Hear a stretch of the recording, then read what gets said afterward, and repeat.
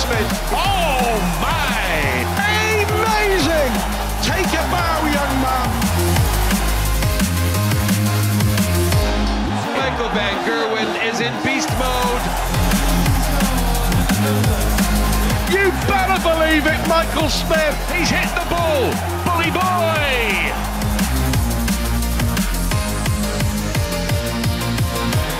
Oh my. Michael Smith has got the bottle.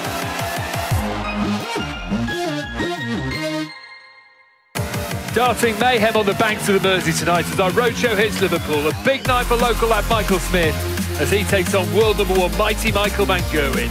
8 players left standing as the race to finals night of the O2 really hots up.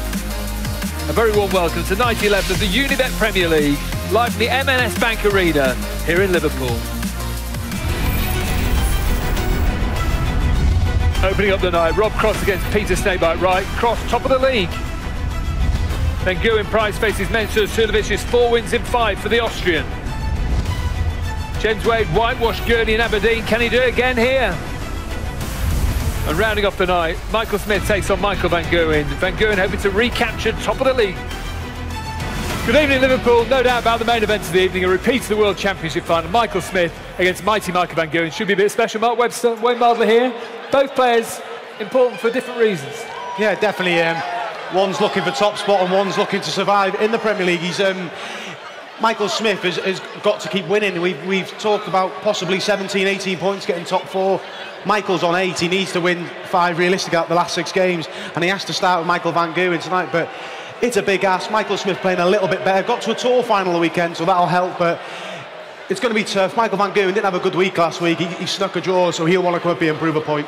Like Mark was touching on there, van Gerwen not playing his best starts right now. No, he's not having it all his own way. He's not at the top of the league. That belongs to Rob Cross, who's playing fantastic. But Michael van Gerwen, over the years, has been pushed in the league phase.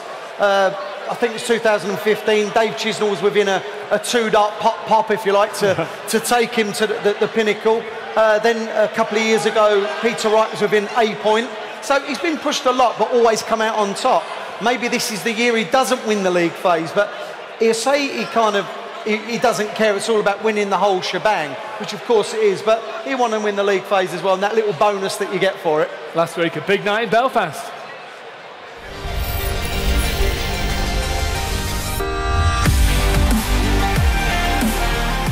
Good game to get us underway here in Belfast tonight. Impressive stuff from James Wade. What a leg from Suljovic. Suljovic piling the pressure on here. Mensur Suljovic, great throw. He wins here in Belfast by 8 legs to 6. Very tricky game to call this one, and the darting roulette wheel is about to spin. Oh, that's world class. Oh, great match play darts from Snakey. They met first time round and it was 6-6. Second time round, it ends 7-7. Daryl Gurney, a man banging form right now. That is absolutely plumb in the middle. That really is. Quality stuff here from these lads. Rob Cross showing all his class. For the match, bullseye. Oh, it's just about stayed in. Wins it with the bullseye. Rob Cross, he wins by 8 legs to 4. Last event of the evening here in Belfast. Gerwyn Price is on fire. Oh, and he's done it. Brilliant stuff, absolutely sensational, world-class darts. And a double-double finish to draw the match from absolutely nowhere. That was a great, great game in the Premier League. That draw for Gerwyn Price leaves Michael van Gerwen in second position, just 1 point behind Rob Cross, averaged 104.71 in his victory over Daryl Gurney. Suljovic in third, he's a point ahead of James Wade, who's fourth. Michael Smith at the foot of the table after a draw with Peter Snakebite Wright. Wright's 5th draw of this campaign. Rob Cross used to be quite shy and retiring. He's got a bit of swagger now. Yeah, I noticed that when he's been playing the home favourites the last few weeks, he's been getting involved with the crowd. But that's all part. He looks relaxed up here. He's having a real good campaign. Those 2 defeats he had, he sort of sorted out the week after, so he's not letting things dwell. He's looking more comfortable, and I think that burden of being world champion has gone now, and he can just relax and play his best darts, and he's really looking good, and he's pushing Michael van Gerwen for top spot. Is the thing called confidence? Yeah, I believe so. And like Mark said, when he won the world title, we're thinking he'll kick on, and he didn't. Now he's playing like the year we expected in 2018. Well, he's now one of these that you expect him to win kind of... He's not winning enough tournaments for me, let me put that right out there. I don't think he's doing what he can away from the big stage, but on the Premier League stage, he's playing great and he's looking a potential winner. There's 3 of them at the moment, to me, that are just head and shoulders. That's James Wade, Rob Cross and Michael van Gerwen. I think it'll be one of those. OK, look, it doesn't leave many others, but those are the ones that week in, week out are performing better than the others. Let's see if the betting reflects that. This is the tournament odds at the moment. Where would your money go? I like James 12-1. Like Wayne said, he's playing really well. He's again, like Rob, when he has a bad defeat, he's sorting out the next week, whether it be in the Premier League or on tour. And yeah, he's great value at 12-1. Suljovic playing well as well. Yeah, I quite think, like Mark said about James Wade, I like him and Mensur Suljovic at 12s, and it's a big game tonight with against Gerwyn Price. It really is. If he can win that, then 12-1. Opening up the night then, Rob Cross against Peter Wright. Wright, the draw specialist right now. Yeah, they're costly draws as well, and he's a bit indecisive, tweaking his darts, altering them during the game, and Rob's just playing solid every week, and I can't send him but a Rob Cross win. Price Suljovic, hard to call? Yeah, I've sat on the fence with this, calling it a draw, and they really are alike. And what I mean by that, when they're off, they're kind of high 80s, early 90s averages. When they're on, they can be absolutely anything. I think it'd be a really entertaining game, mine. Wait, Gurney, both of you to bounce back. Yeah, it's a close game, but just because of James' performance the weekend, I think he's looking really solid. I think it'd be close, but I expect James to edge it. Rounding off the night, Smith van Gerwen, best to last. Yeah, I think this will be the game of the night. Not because it contains Michael van Gerwen, because I actually think Michael Smith is playing a lot better. I thought he was excellent in Rotterdam against James Wade, nearly got the 9. OK, got beat, but James Wade was mustard that night. Last week, he was better than Peter Wright, but couldn't get him done. And like Mark's already alluded to, he's reached the final of a tour event at the weekend, but better performances, not struggling. He's thrown with a bit more purpose. They love the sport in this part of the world. Should be a good atmosphere. Yeah, it will be a great atmosphere, and they've got something to be excited about in this part of the country at the minute, so helps the darty, and I'm sure they'll have a great night of entertainment. Cheers, boys. Liverpool, are you ready for darts? Let's play. I've had plenty of experience in this.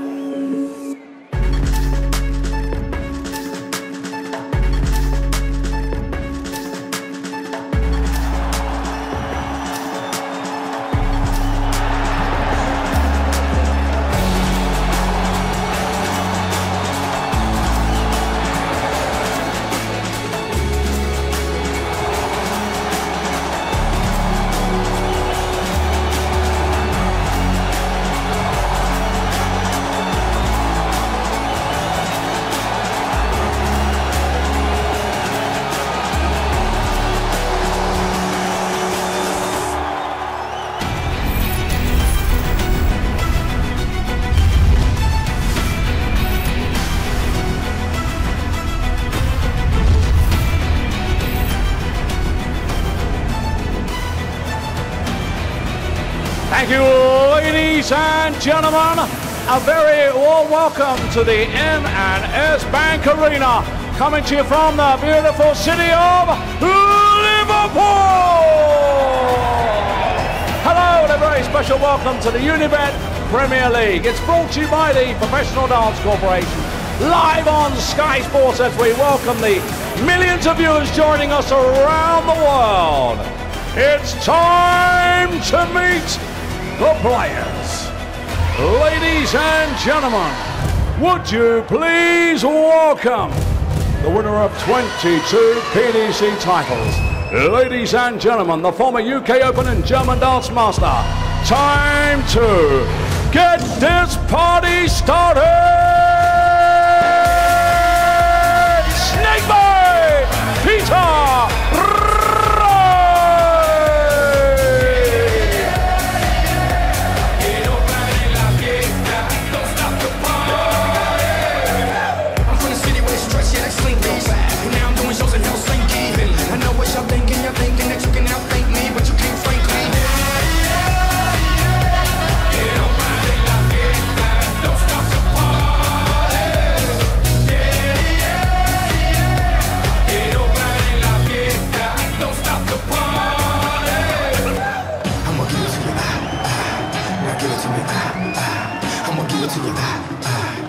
give it to me.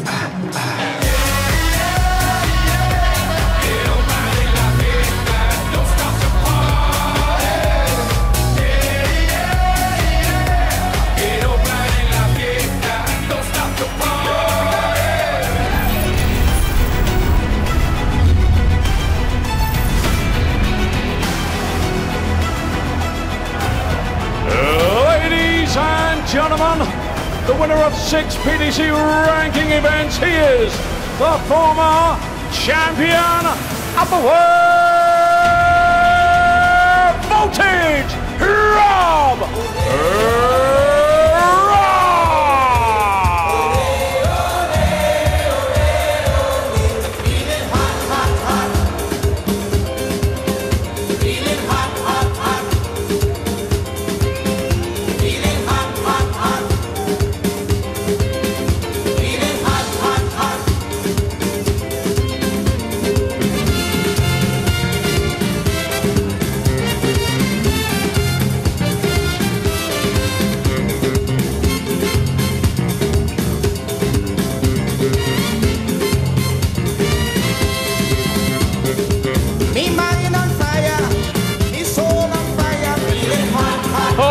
sums up Rob Cross at the moment. Played brilliant darts, 105 average last week. Yeah, he's turning it in, week out. We touched on the beginning of the show. When he has had a little setback, he's recovered from it the week after. And he looks super confident and relaxed. I think you mentioned, Dave, he's been interacting with the crowd, having a bit of banter, and he's producing his best dart, and he's getting back to that World Championship form. I love the way he pauses, steps back, and then just pins the double. He's got real character. Yeah, he stares it down, doesn't he? He's just determined. He's got plenty of focus up there. He doesn't rush. He does things at his own pace, and he's reaping the rewards, man, playing really good darts, and he's a real contender for this Premier League title. I was reading about Wright at the weekend. He changed his darts 4 times in one match. Yeah, just a bit of indecision there at the minute, and Peter's always searched for that perfection, if it's tweaking a dart, a point, the length of stem, but at the minute I think he just needs to settle with something and just get the form back, because he's really headstrong, he's a confident player, and he'll believe that he can put it right, but this is a big ask for him tonight. He needs to get himself in some sort of form, and he needs to start getting some points if he wants to make the top 4. There's the 4 matches coming away tonight. Wayne Maldon, Stuart Pike in commentary. Yes, thank you, Dave. In this football-mad city, whether you are red or whether you are blue, they love their darts as well. Rob Cross against Peter Wright. Peter Wright, of course, has got the red Mohican. I don't think that'll go down too well with one side of the city, Wayne Mardle. But yeah, Rob Cross played beautifully at the moment. 100 average across the whole tournament. Despite the fact he's been ill this week. Will probably, you would think, have too much for the man with the red Mohican. Yeah, Rob Cross pulled out of an event at the weekend. He had an abscess in his mouth. They're painful. Oh. But he's feeling a lot better tonight. And I've got to say, on current form, this could be one-way traffic. Well, he makes your point adroitly with the first 3 darts. Yeah, in bed for 4 days. Talking of darts. Yeah, Peter Wright using what is a different set, but he's used them before. But what Dave Clark and Mark Webster were going on out just before a dart was thrown. Peter Wright changed.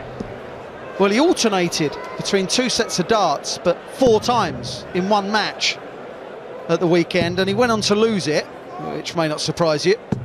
100. He's just not happy at the moment. On the hockey, he's not happy. You can't be. You can't be changing that often and be happy with what you're doing. And he's using a set he's used before, but they're not his go-to set. And Cross has settled.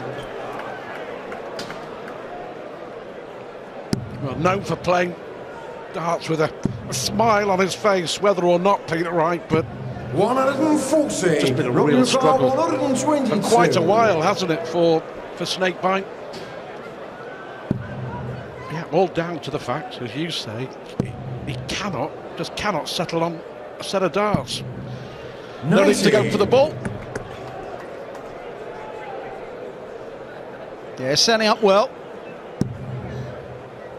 Peter at the moment He's laying 7th in the table. Remember, there's only 8 now because RVB was eliminated. It's on 9 points. This is a big game for Peter Wright. Cross is top of the pile because of darts like that. That's a 13-dart leg. And Stu, he's on a ton plus. He sets it up, goes out first dart. Just no darting drama at all. Rob Cross is playing very, very well 57. most of the time. I still think that he should be, the way he's playing, he should be winning more events. He doesn't seem to be crossing that line as often as he did the year before last. 80. But still a different player than he was this time last year. Oh, yeah. Mark Webster mentioned that world champion 82. burden, if you can call it a burden, around his neck, no longer there, playing with a lot more freedom, a lot more confidence. And I think it's fair to say here we've got a player full of confidence and one who hasn't got any at all. Yeah. I mean, Peter Wright, I think, is just 60. doubting his own ability, of which he has bundles, but apart from changing his setup virtually every week, it's the belief, it's the confidence, I think, that's hurting. But that'll make him feel a whole lot better.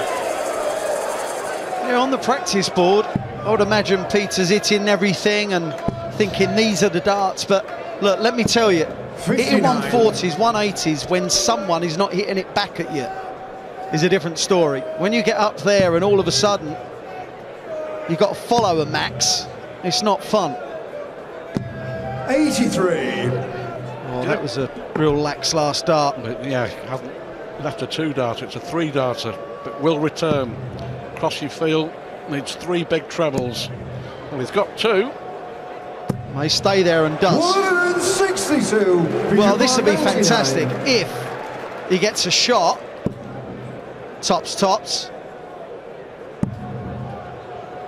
Well, if Rob Cross 59. Rob, you require 140. can take out this 140, 54, 54, 32, it'd be 5 54s on the bounce. Oh yeah, go on then. Go on! This is the shot that won him the world title. Oh my! Wow! In your life, have you ever seen anything like that? Treble 18, treble 18, treble 18, treble 18, treble 18, double 60. It's just magnificent! So boring, so monotonous.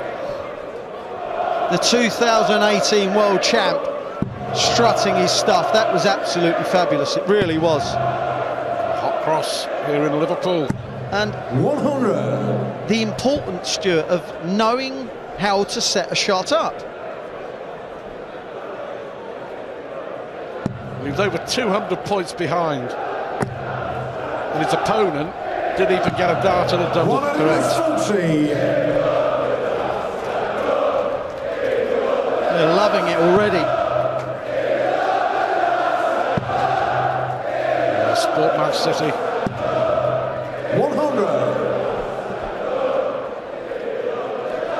There's pressure as well on Peter Wright, because he'll be only well aware of the fact that, all right, he's still in the top 4 in the world, don't forget, as Cross looks for another big maximum, but he is defending so much money over the next 6 months on the PDC Order of Merit. Yeah. You know, there's a possibility that he could head to Blackpool 6th, 7th or 8th in the world. 121. What a great leg of darts, both on 1-2-1. 33. 28.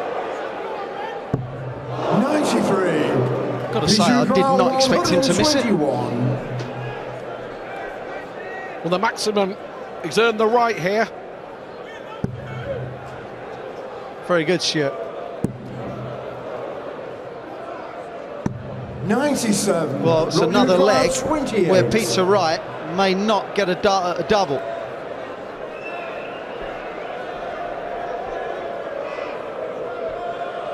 For 3-0.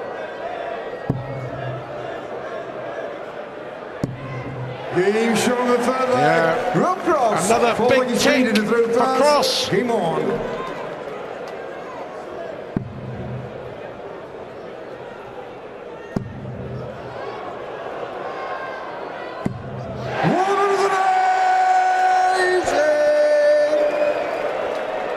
Well, there he is, Wolfie. Super League on Sky Sports tomorrow. Warrington against St Helens. First against second. 93. I'm not sure about the placard. Is that 118-0? Yeah, big game. Warrington first, St Helens second.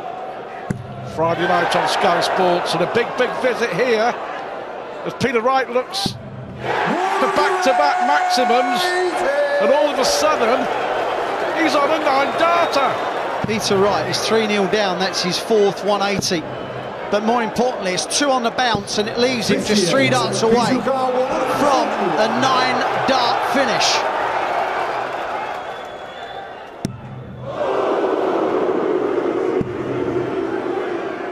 Bullseye. Well, he went for the 25, which is kind of the right thing to do. Could have gone for whatever he liked. He should have at least 6 at it, which he will. Peter Wright is averaging 112 and he's losing 3-0. He's about to get a dart and a double for the first time in this match. 11 dart left. On the fourth leg. Peter Wright. The leg is dropped to reverse. Game on. Well, Rob Cross, if you saw the face on him there, he knows that he's in a match here. Yes, he's leading 3-1. Yes, he's playing well. But his opponent is playing well. And it's good to see Peter Wright with an improved performance, because of late, it's not been good. And we've already mentioned the dart changes. Invariably, he's been averaging in the 80s, which is not what Peter does. That's not what he's known for. He's world class. Just go through a bad patch, as all players do. It happens.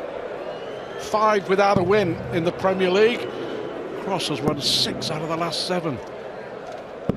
96. Looking ahead to next week, James Wade is the opponent for Peter Wright, but could well turn out to be first against second, or second against first, depending on what happens later. It's Van Gerwen against Cross in Cardiff next Thursday. 100. Yeah, Rob Cross has beat Peter Wright 6 of the last 7 meetings. So he's used to getting his way.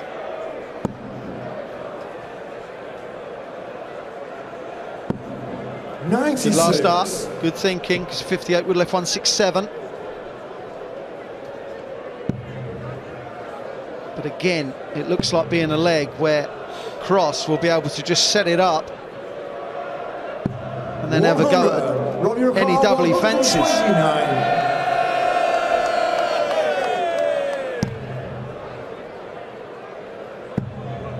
Well, this is what he's doing really well, Stuart. When he had 122 left the double, 129 left the double, he took out the 140.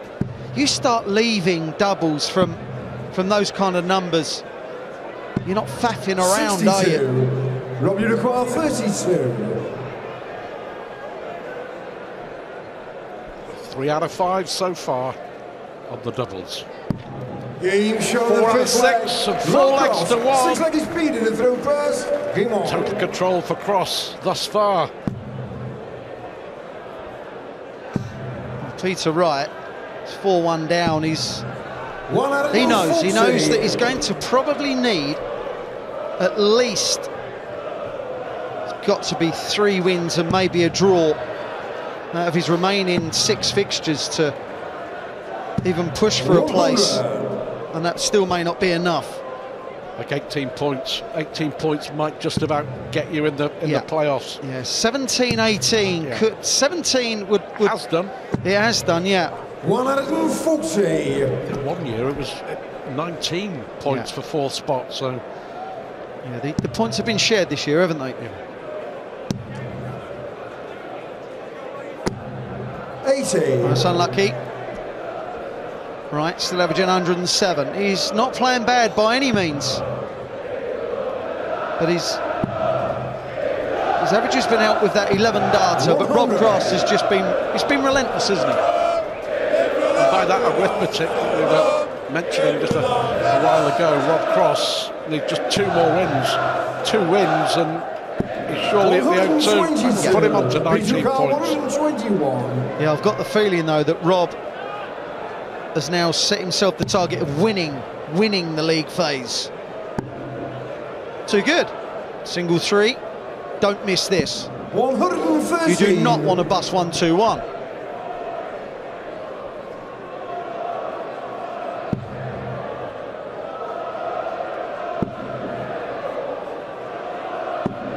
Just 134. gives Peter Wright a little tap on the shoulder. Yeah, no breathing space at all for Peter Wright. Double 2. It's a good dart, well thrown. Peter Wright, something like he's dropped to throw first. Game on. Can't afford any more slip-ups. Quite simply that, say, Peter Wright playing the best he's played in the Premier League for many weeks, 96. You have to say, averaging 105. Safety net, maybe, the fact that it's a longer distance, maybe. But the difference so far is that second leg, that magnificent 162, followed by 140 finish from Cross. The break of throw, the only break of throw, but at the moment it may be a match winner. 120. It's happened again. That was, he's probably going for a space or a gap that actually wasn't there. There would have been a case for going downstairs there, or just across to the 18s, whatever he fancied. Yeah, Peter Wright averaged, his best performance this year was 106 against Barney. I think it was a 7-3 win. But he's just not looked that likely that often. Last week, how Peter Wright got away with a draw against Michael Smith. Michael was absolutely livid. He was furious with himself. That'll be right to me. And it's results like that may well cost last year's Premier League runner-up a shot at the title this year. He's playing a lot better though, Michael Smith. Last couple of weeks, played really well against James Wade, but got nothing. The aforementioned draw against Peter Wright, should have won it, and lost in the final of a tour event. So, improved performances from Bully Boy. Well, you know you're in trouble when you have to hit these kind of outs. 57. Talking about Peter Wright being a winner, hasn't won anything since last September. Yeah. Anything. 54. He's won as much as I have. Tops for 5-2.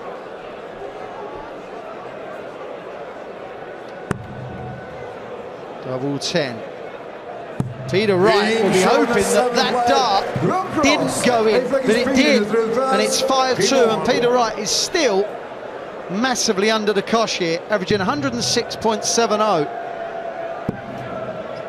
This is where the averages kind of do lie. He's being outplayed. 46. Cross averaging 103, Peter Wright 104, but it's Cross that really is bossing things. As you say, he'll laid low with 123. tonsillitis. Climbed out of his bed just yesterday. Came up to Liverpool today, not feeling 100%, but he'd have some rest. 134. Well, I think these darts for Peter Wright, forget the average, but I think these darts for Peter Wright, they're going in consistently at the same angle. He seems to be throwing them with authority. I wonder if he'll stick with them. They sit up quite nicely for him. He seems to be in or amongst. 103 average, plays 105. It's what the Premier League is all about. We want to watch the best week in, week out. That's what we're doing. Talking of quality. 77. Perfect timing as well. Set up shots, as you mentioned, have been outstanding from Rob Cross. And it's been followed by sublime doubling. Well, Peter, there's argument for a bullseye here. All right. 105. Well, he moved over to go for the bullseye. Oh dear. For 6-2. What way do you fancy?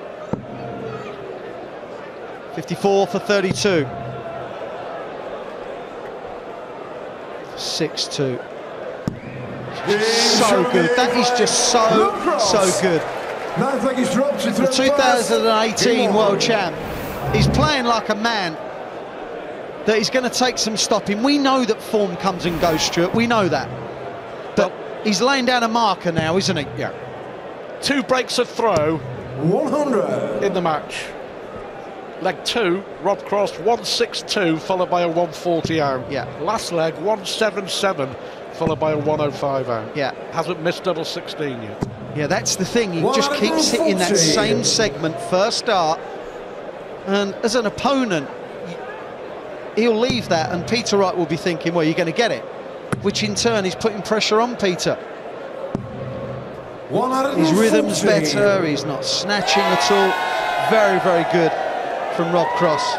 Victory, whatever Michael van Gerwen does, victory here for Rob Cross, and he stays top of the pile, and deservedly so.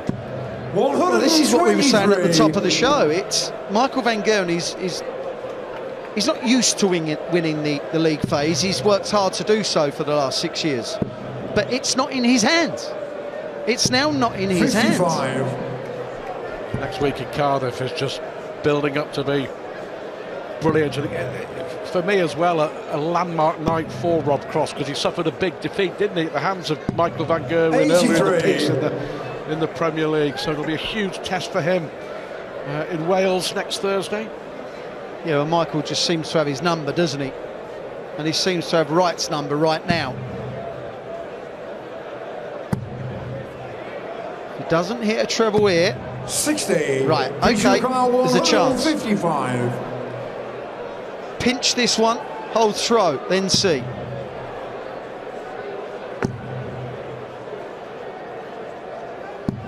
What a great dart that was. 146.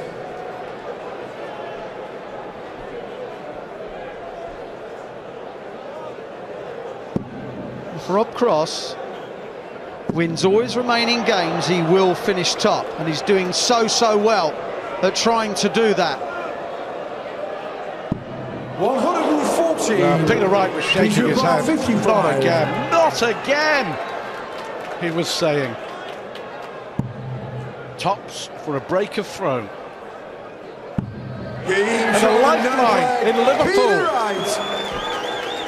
10th leg is Peter to throw first. The 57 hitting has been brilliant from Cross, as has the 54 hitting. But for once he misses 32. And Wright was there to clean up. This is a real good opening contest. I'm enjoying this. Yeah, 134. Both really giving it a go. 104 Cross, 106 Wright. Between them, and here we are in the 10th leg, between them, they've missed only 3 darts at double. They've hit 7. 180s between them, that's Cross's 3rd.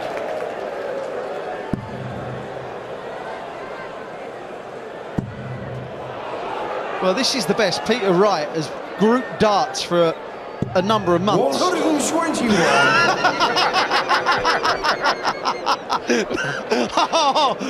Hold on. Right, Wayne has left the commentary box. 96. The Christmas tape awaits, my friend. Do you know what? I live for moments like that. Hey, believe me, so do we. 140. Fantastic. Meanwhile, You're going to have to carry on. I've got to contain myself. meanwhile, back on the hockey. Peter Wright, favourite here to make it back-to-back legs. 106. Somebody bring my colleague a glass of water, thank you. Oh dear. Right, back to the darts. There we go, a 12 darter, 106 finish, back-to-back legs. Game on. And that was good grouping.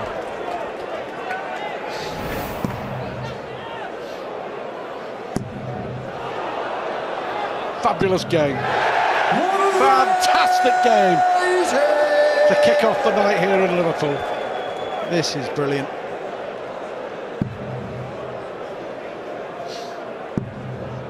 Both averaging 106.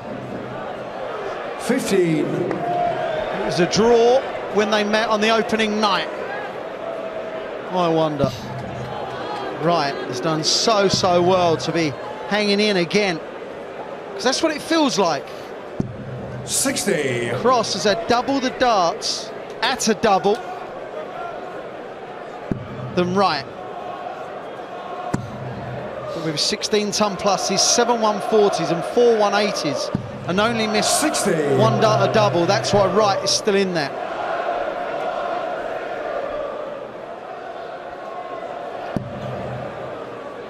Whatever happens, though, encouragement this for Peter Wright. Yeah, Massively so. It may well be 6 without a win for him, but this is much more like it. that's if he sticks to the same equipment, Stuart. He's trying to be consistent whilst using 100. different darts all the time. There's no 161. consistency in that. He's kind of fighting himself.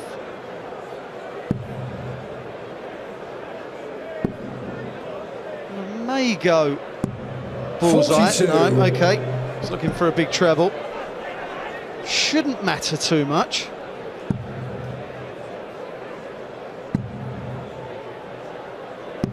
Peter just losing his rhythm there. You could see that with the first and second dart, let alone the third. Well, he'd be looking at 57, 60 for tops. 99. And there's no doubt Michael van Gerwen's watching this thinking, come on, Peter. Yeah. Van Gerwen against Michael Smith to round off the night here in Liverpool. 140. Robbie required 20. To guarantee at least a point.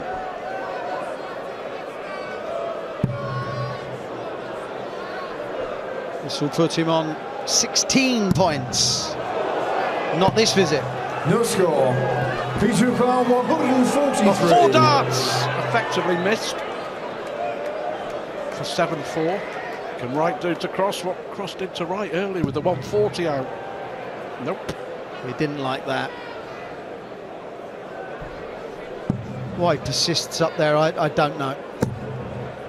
60. Folly. Robbie required Got open 20. bed downstairs.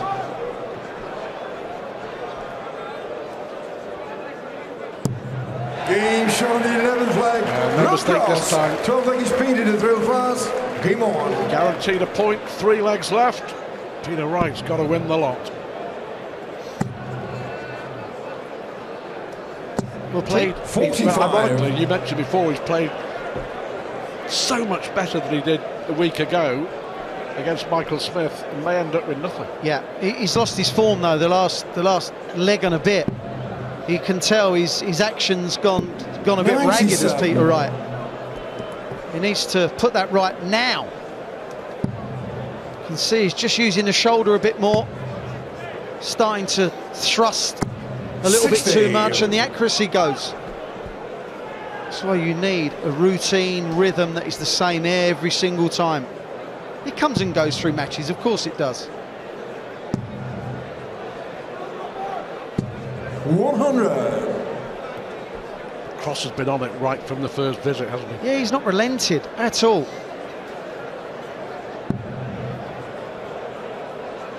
You could see there, he's really struggling now, Peter. 140. Just starting to throw each one slightly different than the previous. Really hanging on. 38.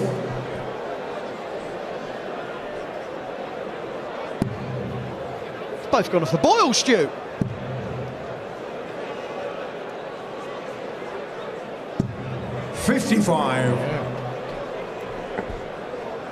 He should start on the 19s here.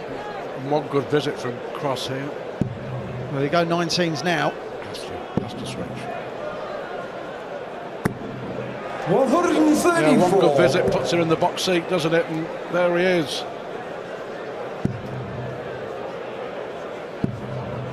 Yeah, the form of Wright the last 2 and a bit legs has not been good at all. And that may knock him down, just knock that confidence out of him again. He's played so well for the first, call it 10 legs. Oh, unlucky, just the wrong side of the wire. 54, Peter Carl 104. You would feel to stay in it. What way is he going to go here? There's plenty of ways. Double 16. Oh, that's magnificent. That really is. Peter Wright. That's why Peter Wright is classed as one of the best players on the planet. He can do special things at just the right time. Superb from snakebite. 140.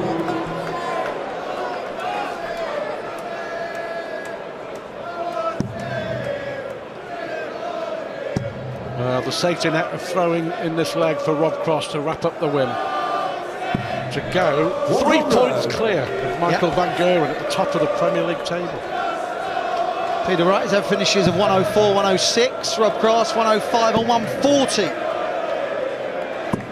134. Treble 19 hit him from Cross. He's been superb. He's hit a couple of treble threes, but invariably he's hit it. 100. Full credit to Peter Wright again, hanging in again and again. Always been playing catch-up though, hasn't he? And Rob Cross has been ruthless. He's been relentless. And he's left 50 after 9 to win it. 80. He's going to go split the 11s, hole in the 6, bullseye. No, he's not. He's not. He's going to go for an 18. That's the boring way. But this is for the win. This is for another 2 points. Rob Cross beats Peter Wright by 8 legs to 5. He was a point clear at the top of the table. Now, Rob Cross, the 2018 world champ, is 3 points clear. They've got to catch him. Rob Cross beats Peter Wright by 8 legs to 5. Brilliant performance. It goes 5, 4, 3, 2, 1. Numbers jump. 5, 4, 3, 2, 1. Numbers jump. 5, 4, 3, 2, 1. Numbers jump. 5, 4, 3, 2, 1. Numbers jump.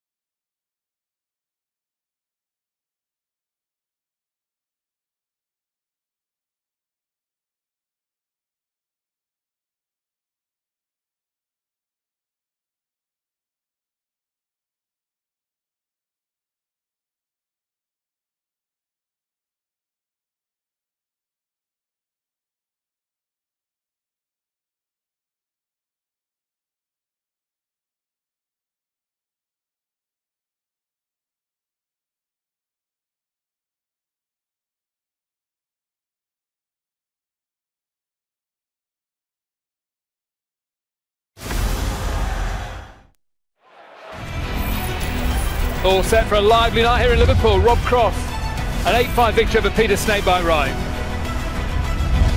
Up next, Gerwyn Price against Mensur Suljovic. James Wade takes on Daryl Gurney. And rounding off the night, a repeated World Championship final, Michael Smith against Michael van Gerwen. Peter Wright against Rob Cross, the opening match of the night. Rob Cross got the swagger these days, hasn't he? Some fine finishing, a 140 and 105 checkout from him. Wright also in good form, 106 and 104 from him. The Cross getting the victory, 8-5. And Rob Cross flying high, top of the table, 17 points. Michael van Gerwen second on 14. Peter Snakebite Wright in trouble, just 9 points in 7th place so far. Let's hear from Rob Cross now, talking to Stuart Pike. Well, considering you've been ill for 4 days and in bed sick, that was pretty good. Yeah, I thought it was steady. My finishing was superb tonight. I still, to be honest with you, I still don't feel 100%, and to come out and play like that, it was good for me. And the 162 to 140 again, and it was nice. Well, for people who don't know, you had to pull out of the Pro Tour last weekend, and you've had a really bad bout of tonsillitis. I have, yeah. I've been feverish, put it that way. I've not sleeping. I need to sleep, and I'm looking forward to my weekend now. I've done my job for this week, and I go home and get myself better, really, and spend it with my family. Terrific performance, though, to come up there and do that. And by my reckoning, well, you're 3 points clear of Van Gerwen. I reckon just one more win and you're in the playoffs. Yeah, maybe. We look at every game now and we just go out to win everything. And I'm playing well. I'm enjoying it again. I didn't enjoy it so much tonight, obviously, with the way I feel. But it was hard work at times. But it was nice to just get a result. And next week I'll be fresh again and off we go. We're going to have the old Rob back and we're going to put in a better performance. We look forward to that. Rob Cross and Michael van Gerwen next week in Cardiff. Thank you, Rob. Thank you very much. You may be under the weather, Wayne, but that was a fine performance. Yeah, he felt terrible. What a terrible performance. Horrible. Look, he did everything, like Michael van Gerwen says, the right things at the right times. It was the darts at a double. He created more chances for himself than Peter, as you can see there. But that highest out, the 140, it come at a point when Peter had left the double to make it 1-1, and he took it out for 2-0. And then he basically, he kind of went on a roll. Now, those 254s, they followed 354s. It was 5 brilliant darts, and then the double 16. It was very, very good from start to finish. He's looking like a possible champ, and like me and Mark Webster said, James Wade, Michael van Gerwen and Rob Cross are looking better than the others right now. There's a long way to go. There's still 6 weeks to go, so still a lot of work to do. Signs of improvement from Wright? Very much so. I spoke to him literally a minute ago, and he said, I'm quite happy with what I was using, the chopping and changing. He knows that's not the way forward, but he felt a lot happier with the way that his game was tonight. Disappointed with losing, obviously, but a stepping stone, and he feels it was better, so good luck to him. Next up, Price against Suljovic. It's a tough match to call, this one. I think so. I'm a fan of them both. I like the way they play. Mensur will not be bullied into going fast or slow. It's just how he fancies on the night, and try and bully Gerwyn Price at your peril. They both just play the game, how they want to play it, and that's all that matters. I think it will be a tight contest.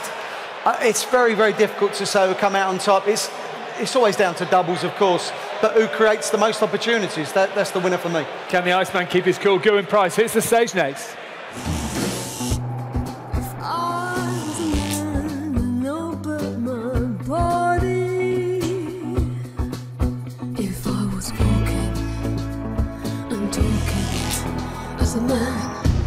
The price is right! Gerwyn Price now flexing his muscles literally and metaphorically. Darting entertainment at its finest. Gerwyn Price, the first Welsh winner of a PDC major. When you're not walking and talking as a man.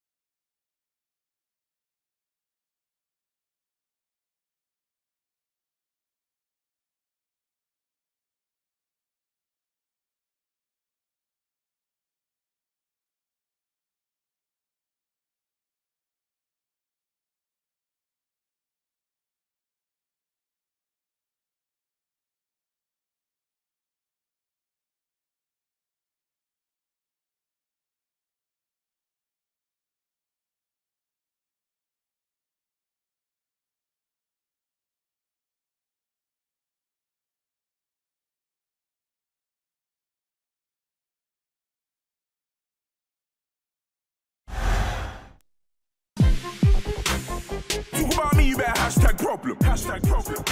Simply sensational! That is incredible. Where do you know me from? Where do you know me from? Where do you know me from? Where do you know me from? Where do you know me from? Where do you know me from?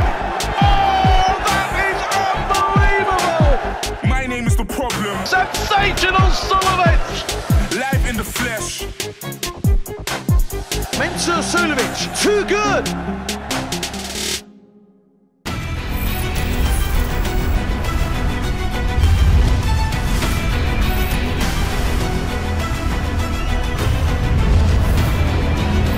Thank you, ladies and gentlemen. Welcome back to the magnificent city of Liverpool. Yes, welcome back to the action on Sky Sports. This is the Unibet Premier League. And now, ladies and gentlemen, it's time to meet the players. Would you please welcome the former German dance master and the winner of the Champions League, the gentle Mensur Suljovic!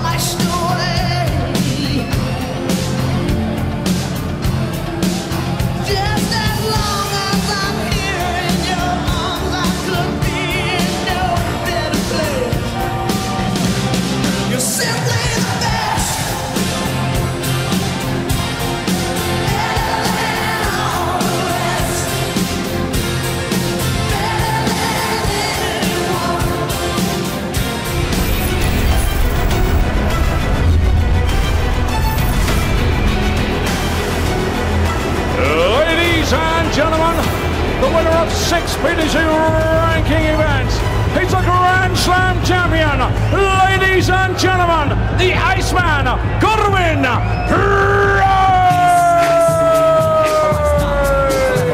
Listen, I sit back, my brand new bitch, something grabs a hold of me tightly, flow like a harpoon, daily and nightly. Will it ever stop? Yo, I don't know. Turn off the lights and I'll glow. To the extreme, I rock a mic like a vandal. Light up a stage and wax the chump like a candle. Dance, caress the speaker that booms. I'm killing your brain like a poisonous mushroom. Deadly, when I play a dope melody. Anything less than the best is a felony. Love it or leave it, you better gain weight. You better hit bulls out of kid, don't play. If there was a problem, yo, I'll solve it. Check out the hook while my DJ revolves it. Only 12 months ago, Wayne, that Gerwyn Price was tweeting that the Premier League wasn't for him. He'd fallen out of love with the game. What a transformation. Yeah, he just had a horrible year last year, and with the snapped Achilles as well, nothing went well apart from the turnaround at the Grand Slam. And after that, he's looked at a totally different player. He's bona fide world class. Day in, day out, he shows how good he is. He's averaging 96.5 in this league. It was 89 at this point. Well, it wasn't this point. He was eliminated last year, but he's a better player all round. Mensur Suljovic has a way of winding players up. Will he wind Price up tonight? No, I don't think so. I think Mensur and Price, they just do their own thing. They do what they want to do. They're not dictated to on the hockey, and I think that's the right thing to do anyway. Mensur, sometimes he speeds up, sometimes he slows down. Last week against James Wade, he decided that the slow tactic was the way forward. Other weeks he's been quick. I'm quite intrigued by this, I've got to say. I think it'll be a tight game, unlike when they met last time when Price won 7-3. Yeah, it was in Aberdeen. It was a fine performance from Price. It was good, yeah. It was, but Mensur was just not at the races, and every now and again he'd crop up like that. I don't know. Obviously they're not robots, but he can be off the boil. Cheers, Wayne. Mark Webster, Rod Studding commentary. Boy there, Dave. Yes, good to be back in Liverpool. We've already seen a performance of the utmost excellence from Rob Cross to take him 3 points clear at the top of the Premier League. One of Gerwyn, Price and Mensur Suljovic got in store for us. With Peter Wright getting beat, it enhances their chances of making it through to the top four.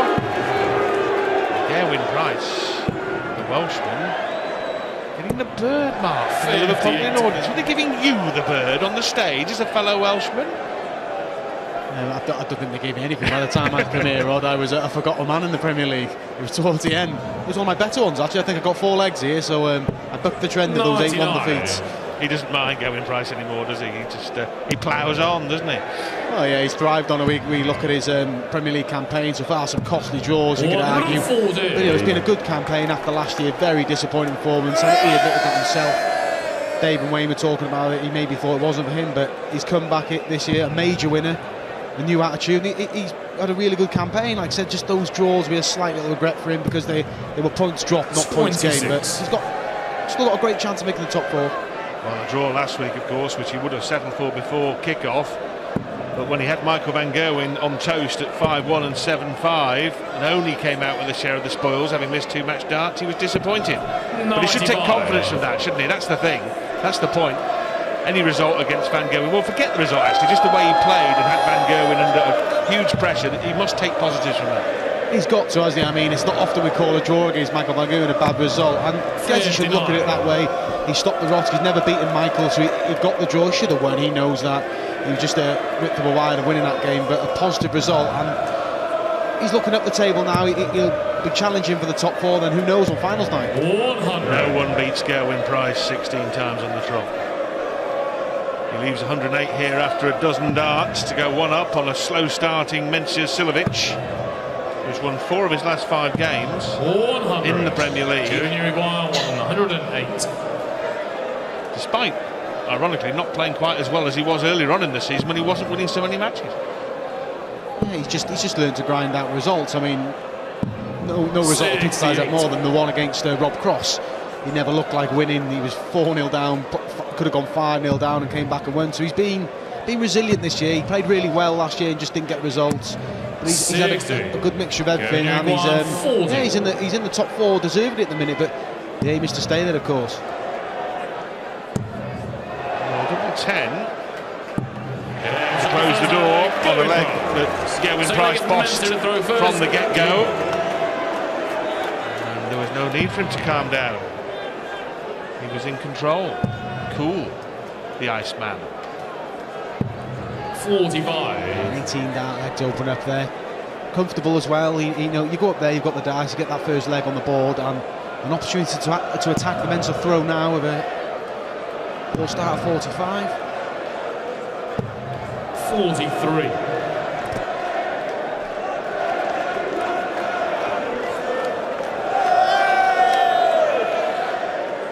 In this arena last year that both players had their fates in the Premier League sealed on Judgment Night, both going down, being eliminated. Mensur had the unenviable task of having to beat Michael van Gerwen by a certain amount of legs, and I think Gerwen is long gone, and then so it shows the improvement. They've adjusted this year, challenging for top 4, and who knows beyond then. 96. Well, winning the Grand Slam of darts has made such a difference. The psyche of the Iceman, and of course he defeated tonight's opponent along the way. That was in the semi-final in a long course game which he won 16-12. Particularly long day the last day of Grand Slam, isn't it? 16-12, and to win the final 18-13 it was, so proving how resilient he was. And he hasn't really looked back either. He had the World Championship, he'd be disappointed with that first round defeat, but back-to-back Pro Tour wins, winning again, and we keep talking about he's proved himself in this Premier League campaign so far. Well, we all know that darts is a game of very fine margins. If we recall, he missed a bullseye, didn't he, to win that first match in the World Championship before going out, and who knows what would have happened if Gerwyn Price had hit that bullseye. We'll never know, will we? Yeah, it was a favourable section of the draw, should we say, as well. Indeed. You'd back Gerwyn's experience there, but like you said, the width of a wire to win the match 3-0 changed the career of Nathan Aspinall. It did indeed. 96. Amazing what the difference one dart can make. The Price here has left perfectly manageable combination which could end on a bullseye, although if Mensur doesn't find something here, he should have gone for the ball there, because now he's left himself outside the finishing range, and that means Gezi Price has got 6 darts at this. You're not going for the bullseye. I wouldn't have thought to lay up the shot, that'll be the aim. Treble 16 or 86. Perfect visit from Gezi, that's all he needed. Just got to convert the chance. I said that. Not going for the ball on the last visit for Mensur's cost him here a shot to finish. 96. Gurney require 40. Well, double top here for Price to win a second leg without having to do very much at all. The leg is going. Mensur Suljovic hasn't just been slow out of the traps, he's turned round in the traps and started running in the opposite direction. It's all too comfortable for Gezi at the minute. Quite similar to the start against Rob Cross we saw it a few weeks ago. Mensur just didn't get out the traps. But Gezi will know he's got to hammer home the advantage. It's a well way to start. Yeah, 36th maximum of the tournament for the Welshman, that the highest in that statistical category. No mean feat against the field that's been assembled for the 2019 Premier League, which contains some of the real big hitters in world darts.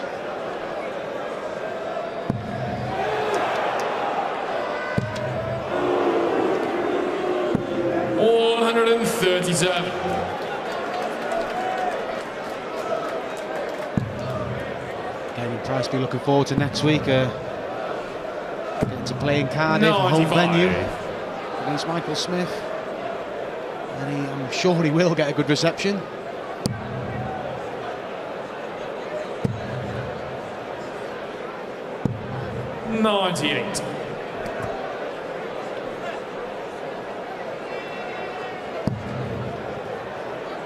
Mensur Suljovic here is a mile behind again in leg 3. 85. Going Uruguay 86. Not only has he not had a throw at a double, he hasn't been anything cooey of a double.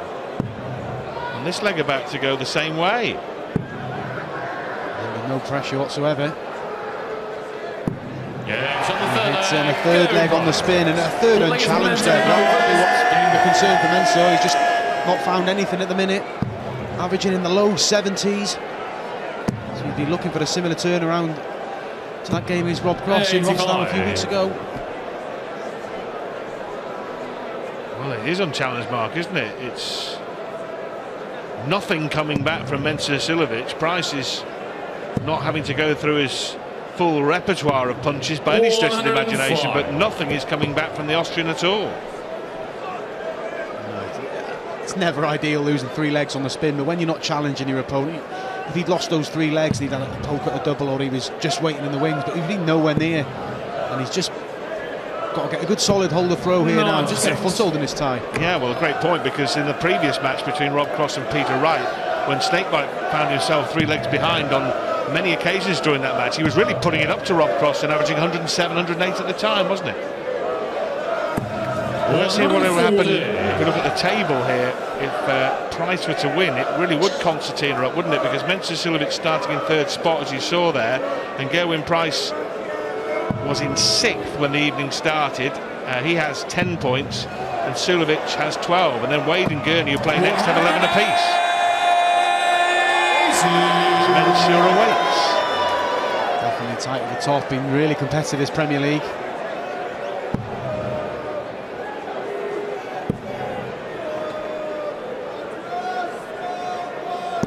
Wright's already lost tonight. And Michael Smith, well, started as second favourite, last year's runner-up. He's in danger of getting marooned if he gets beat by Michael van Gerwen tonight. Oh, Mensur, double 10. It would have been the proverbial rabbit out of the hat. 160. That's a leg for Mensur, but this is a big ask for Gezi.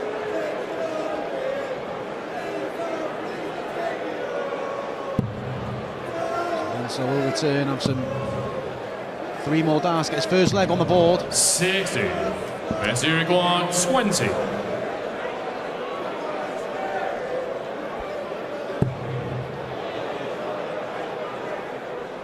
And in he goes, utilising the line to put his first leg on the board. That will be a big relief.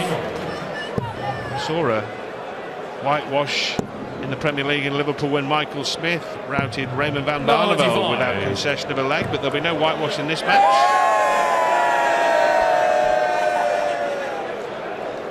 Good leg from Mensur, 14 dart leg, and just to give him a foothold. Touched on Mensur's victory against James Wade last week, but then he didn't have the best of weekends in Barnsley, 2 first-round exits, and the hand of Ross Smith and Mark McGeaney. So 93. It's his Premier League form that's been real quality this year. I don't think he's had a great year on the tour so far. I bet he's wishing he'd joined many of the Premier League big boys and having the weekend off. Yeah, but you see players doing that now. It's a grueling campaign. Rob Cross touching on there. He's not feeling he's feeling under the weather, so he's going to go home now and get himself ready for next week. So these guys have really got to look to map out their schedules in the early part of the year with these Premier League games coming thick and fast. 140. The treble 20s were coming thick and fast there from the right arm of Mensur Suljovic, but that only his first 140 of the match, which shows you how out of sorts he's been scoring wise. But having lost the first 3 legs, Price having a poor leg here, a chance for Suljovic to pounce, get the break back, and then throw to level the match, which seemed very, very unlikely 6 or 7 minutes ago. I couldn't agree more. 3-0 was only one break of throw, but it was concerning how Mensur was playing. It wasn't, like we touched on in the first game, Peter Wright was challenging every leg, but Mensur just wasn't performing. But he's upped it in these last few legs, putting a bit of pressure on Gezi, and he's dropped his level a little bit. 170. And he's got 6 darts at 170 to get the break back.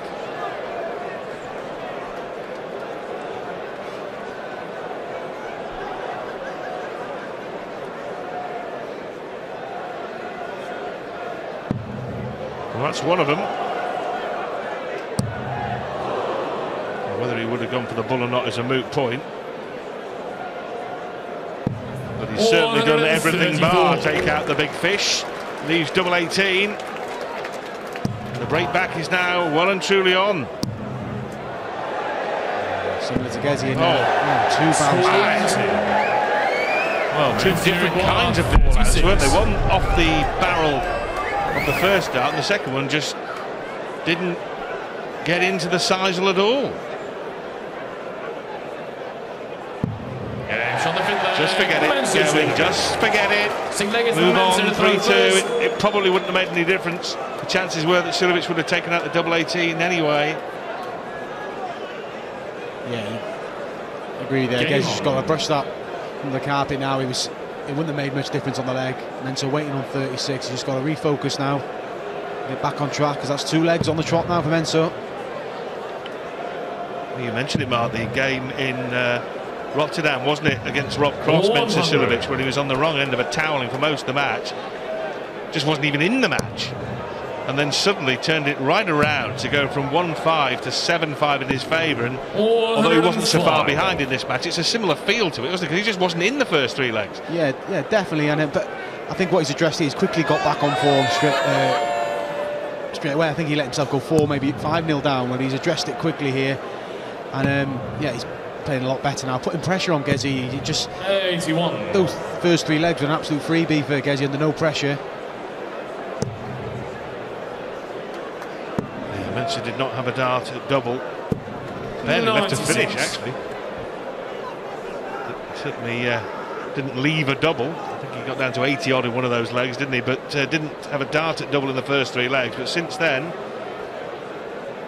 he's had 2 successful throws at double from 4 attempts and is back in business. 30. There's a slip for Mensur, so chance. He switched there, guys. That's awkward. He pounced on that error for Mensur Suljovic. A bit scrappy this game now.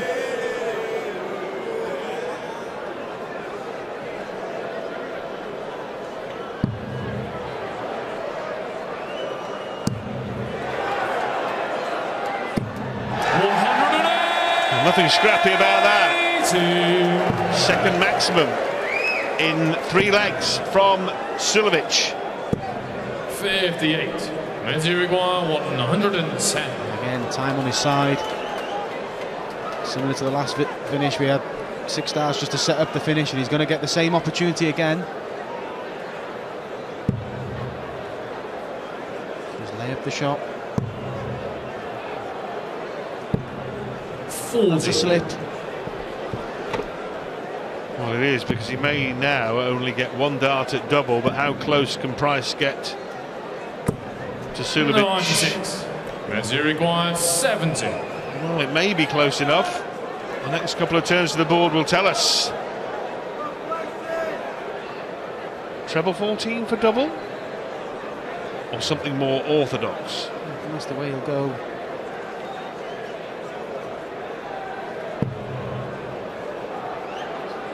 For double 18. 1 dart for a level game. It's just outside, so pressure brought on himself there. Mensur should have left that a lot handier. He should have left it of a double, really, so Gezi should have get at least 1 dart at the ball. And that's a slip. He still needs. Look at treble 19, treble 11. So both players making mistakes in this leg. 26.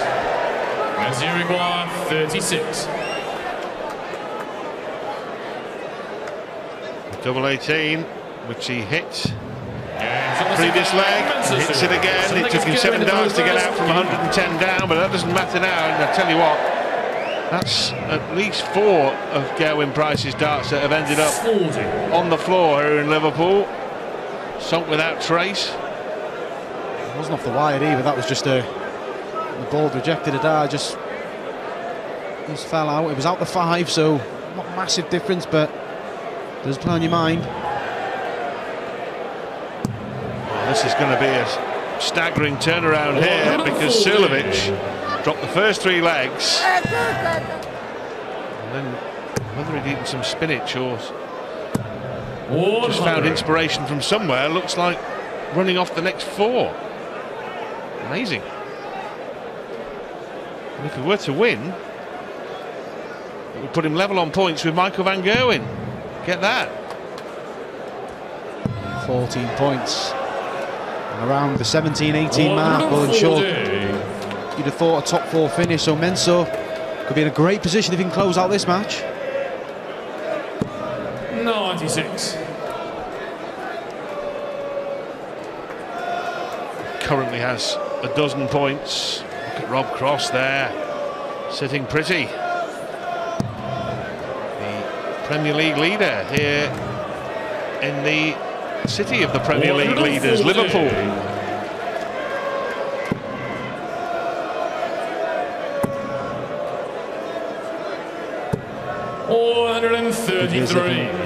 Gezi, 81. Still a big ask if Mensur does miss the 81. Real quality from Suljovic in these last 3.5 legs. Upped his average from low in the 70s, just above 90. 41. Going Uruguay 132. Well, sorry, Mark, that could be a real mistake off that 81, couldn't it? It won't matter now, but that was the kind of slip. He just gave Price a glimmer of hope. He couldn't take 40. it. Yeah, that needs addressing for Mensur. He's done it in the last couple of legs. Just set up the shot. If you're not going to take it out, obviously under those circumstances, make sure you leave it handy. This is awkward now, up to double 5. And 3 darts missed. A reprieve for Gerwyn Price, who'll get 3 darts just for the holder throw. Tops it is. Double 10 it is. Shaky doubling, flaky doubling from both players.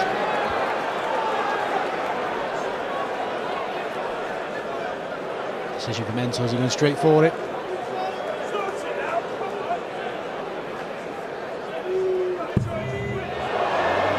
Double 2.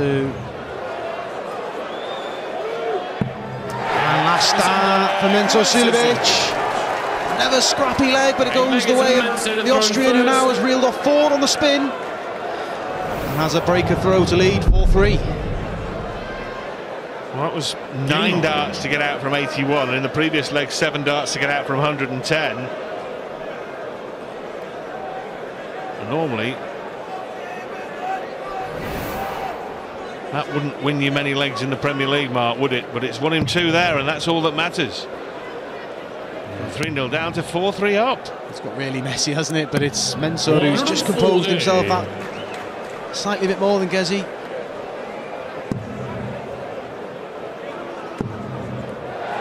Again, a fourth dart on the floor for Gerwyn Price.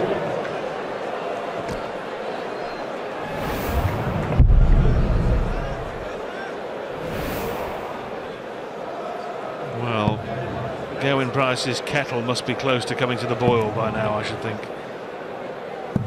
100. He is living up to his Iceman nickname, isn't he? He's doing well to keep a lid on it, because the number of darts he's had on the floor now, quite ridiculous. He's responded really well. It's unfortunate. He's just got to keep his cool. There's not much he can do about it. He's been fortunate that 3 of them were in a 2 in the 20, 1 was in the 5. But that last one was out the treble 20, so it would have had him level in this leg. 85.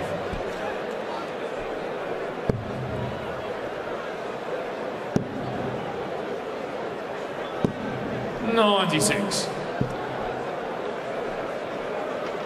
Time on Mensur's side again.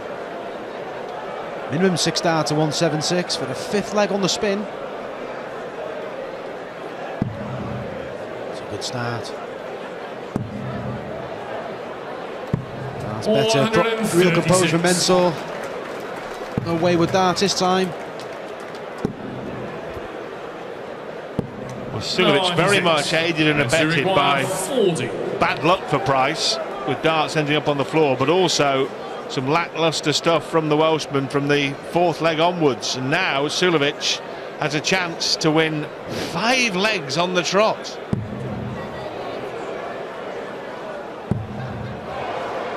Double 10 needed. Well, he's going to be back faffing around on double 5. Or is he?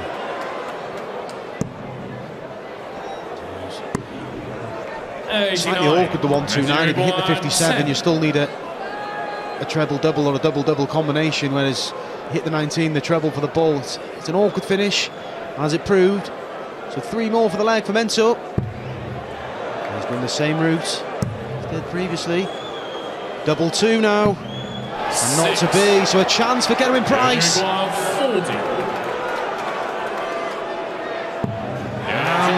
Stops the rot. We've got a level game. 9-leggers Gerwyn to throw first. So Dion Dublin enjoying it in the crowd there.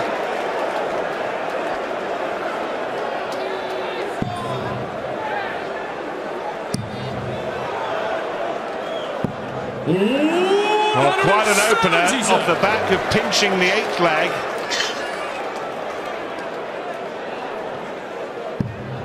Well, it's been a game of many twists and turns. 60. Not sure if Lennon and McCartney had this kind of thing in mind when they wrote about the long and winding road, Mark, but this is certainly what it has been in this match, hasn't it? 57. It's following no sort of pattern, really. It's just a bit scrappy every leg. I know meant 3 on the trot for Gezi, 4, but they've just all been a bit scrappy. As Wayne said earlier on, he didn't want to pick a winner in this. It was a real close one. It's proven that way. Real scrappy, both players averaging in the 80s.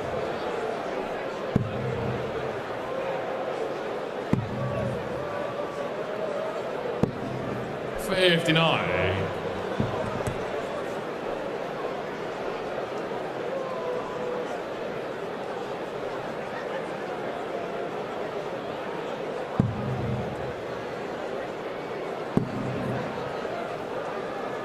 Testament to both players who had a Premier League campaign to forget last year, but it's games like this that show your character. You've got to dig in.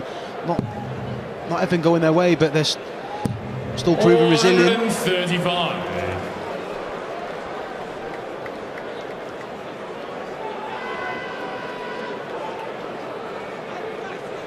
Suljovic spurned chances to go 5-3 up, and now he's a couple of darts away from going 5-4 behind. 73.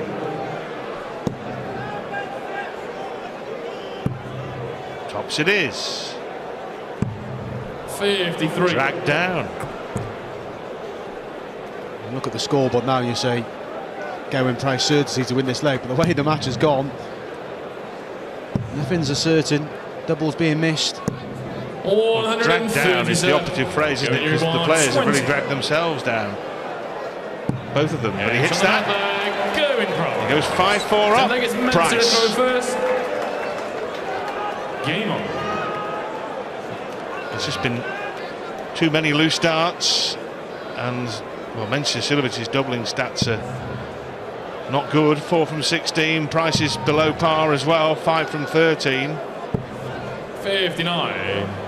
Too many of those kind of scores, isn't there? And just loose setups. And I couldn't agree more. If Gerwyn goes on to win this game, you've got to look at that sort of 4-leg swing, 4-dart swing, and then the last leg.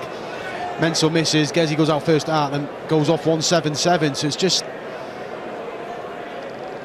a real scrappy game.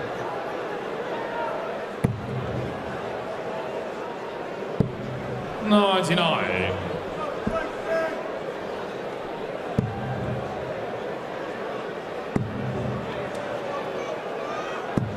$140. Price will still need to find a break to win the match, even though he has the advantage here, 5-4. Remember, 14 legs, the maximum to be played. First to 8 to win, or a 7-all tie is very much on the menu, certainly at this stage. Gezi's 36. Found the trebles again. He's looking at ever so slightly more composed than both players at the minute. And the Mensur's thinking about that 8th leg that got away. And Gezi will get an opportunity to break in this leg. 60. He's got 6 darts to 125. Just stay straight now. And just a single 20. 65. Sensible darts for Gezi, because there's been some wayward ones, it's been scrappy, so he didn't overpitch on that attempt at the tops to leave tops, but he will return.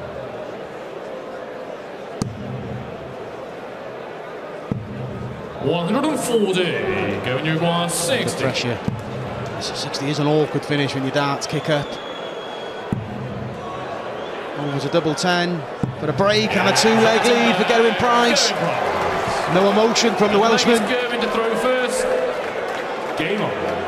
See what that meant to him.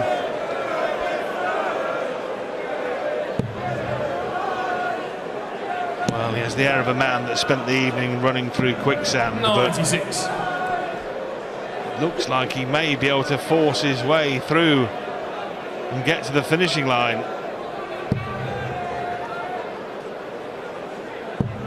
I'm not sure it'll be a game, even if Gerwyn Price wins, that he'll remember with much fondness, but that won't matter to him if he can pick up the 2 points.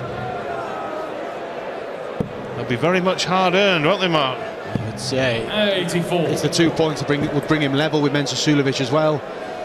And they say things level themselves out, but you think of some of those games that he squandered leads for draws, and he played really well. He's not been playing his normal self in this game, but ultimately, like you said, if he gets those 2 points, objective of the night done.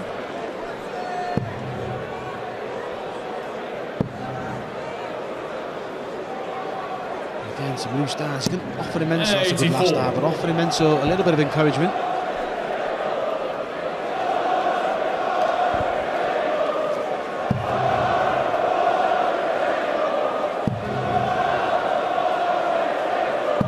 $140. Good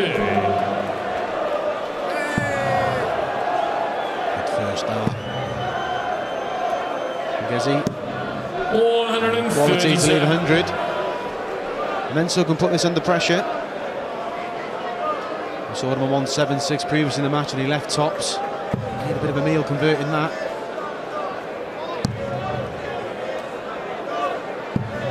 $60. Going you 100. To guarantee a point, maybe tops. 80. As you require 116.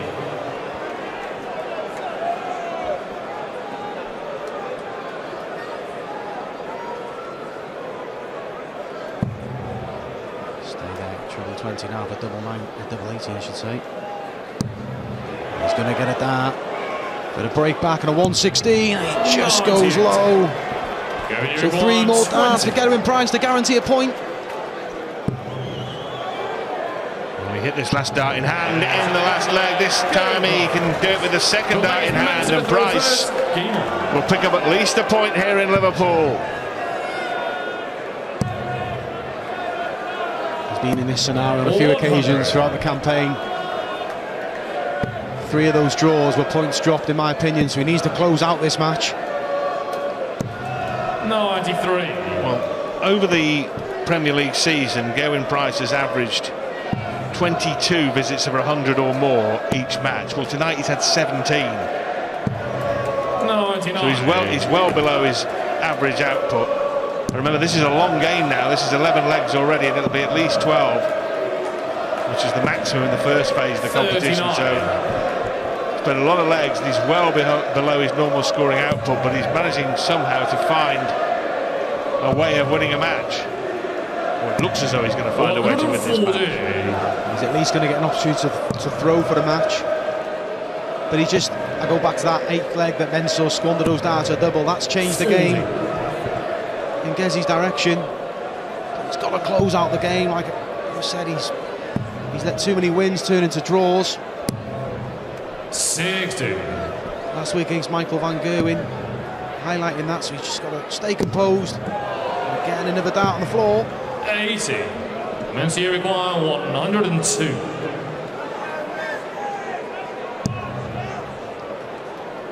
Well, the ball would be the normal route. 17 now leaves tops. 62. He's just got to try and apply a bit of pressure, but it's the next leg that's the biggie for him. He's got the darts. 84. Mensur require 40.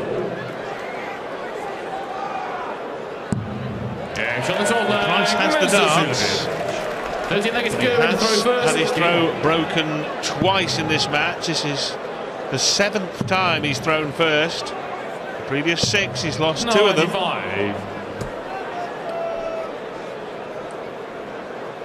You wouldn't bank on just a comfortable holder throwing 12 darts here, would you? So, a lot of work to be done in this leg. 100. Steady start from both players.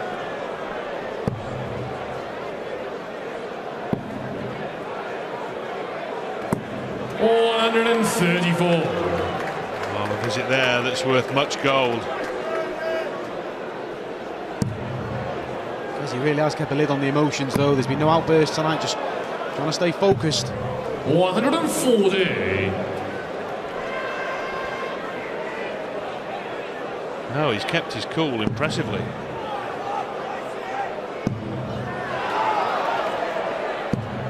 Oh, from keeping his cool to red-hot arrows in what he hopes to be the final leg. He hits his 2nd maximum to leave 92. You said it wouldn't be a comfortable hold in a dozen darts, Mark. It might be 11. 140. Going to require 92.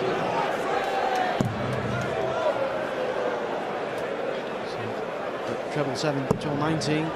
Mensur's going to get a shot at the 1-2-1. 52. Mensur require 121. Culminate on his favourite double if he gets the 2 trebles. There's one. Treble 11 on a single.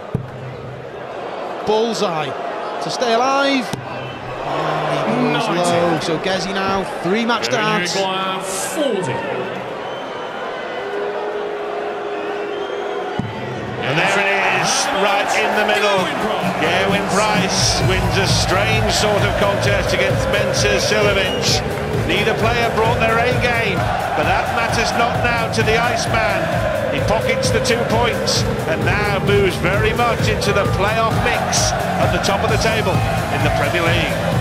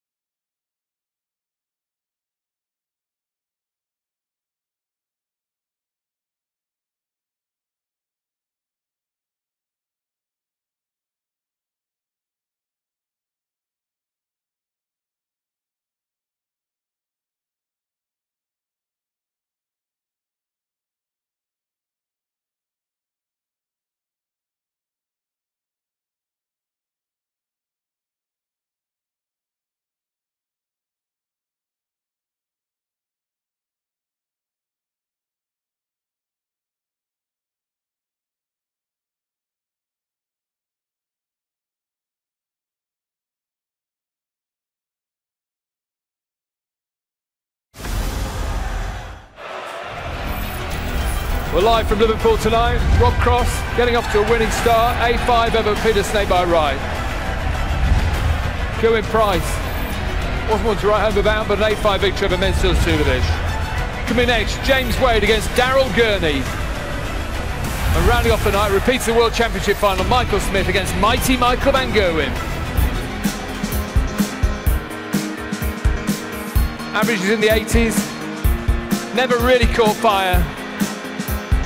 Price, dominant, Suljovic fall back.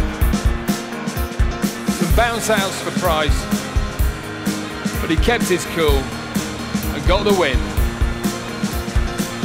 Wasn't brilliant viewing, but this is brilliant viewing. Gerwyn Price, 12 points, Mensur Suljovic, 12 points, and Wade and Gurney just 1 point behind. The league is on fire. Yeah, well, it just shows how competitive the Premier League's been. That game illustrates it. That three-leg margin victory for Gerwyn Price hopped him into the top three above Mensur Suljovic. Yes, it was a scrappy game, but a win's a win in the Premier League, and you've just got to get over the line, and Gezi did that. A lot of darts bouncing out.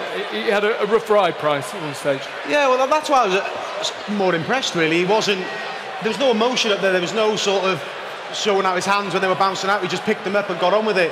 And it was a real grind, that game, but ultimately Gezi got the win and showed his class. He's got Cardiff to look forward to as well. Yeah, well, yeah, he deserves that, doesn't he? Because he gets a rough ride, so he's going to get a good reception next week, and it's a big game for him. He can go one step closer to sealing himself in that top four and look ahead to the finals. Up next, Wade against Gurney. How's this going to go? It's a close game, but it's two players in form. Daryl won his first Euro Tour just 2 weeks ago. James won on the Pro Tour this weekend, but James has just shown real quality throughout the whole campaign. Daryl's been playing really well despite that defeat in Belfast last week, but I just think James, after that victory on the weekend, where I said earlier I played against him and he was ruthless. He was hitting the big visits. He just didn't give me a chance, and he did that throughout the tour. And I expect it to be tight, but I expect him to win tonight. Could be a good match. Wade against Gurney hits this stage next.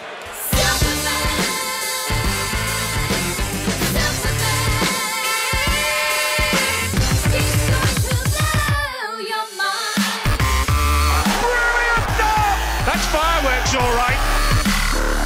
Huge start for a big-time player.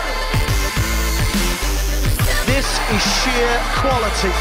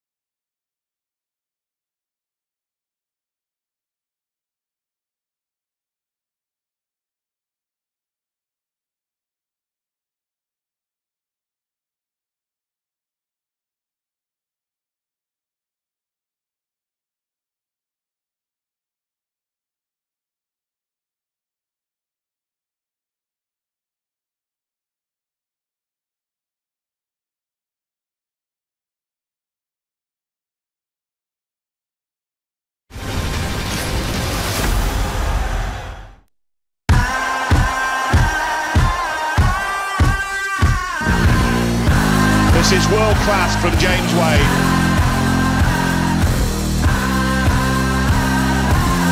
Clinical darts from the machine, James Wade. James Wade, seriously! Oh, that's magical!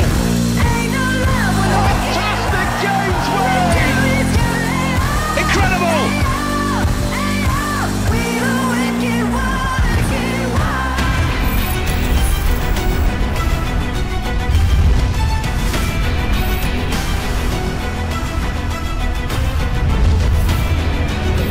Thank you, ladies and gentlemen.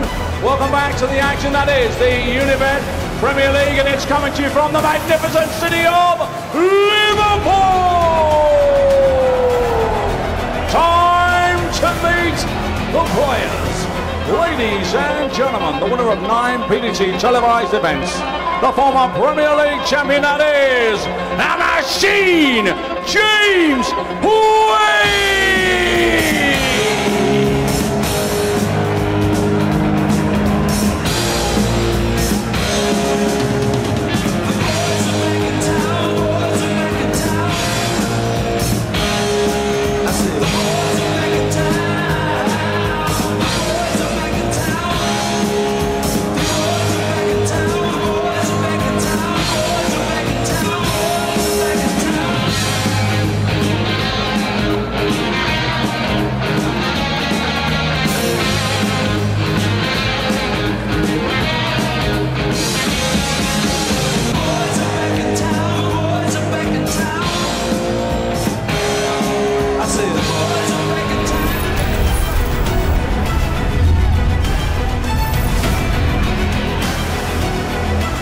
And now, ladies and gentlemen, the former World Grand Prix champion and the winner of the Players' Championship Finals. Time to meet Super G Daryl Gurney. Hand, touching hand, reaching out, touching me, touching you. Sweet Caroline, good times never seem so good. I've been inclined to believe there never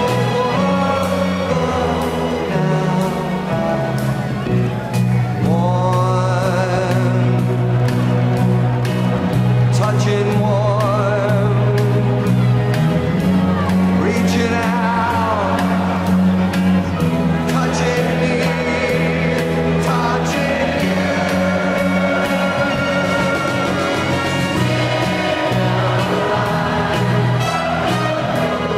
Good times never seem so good.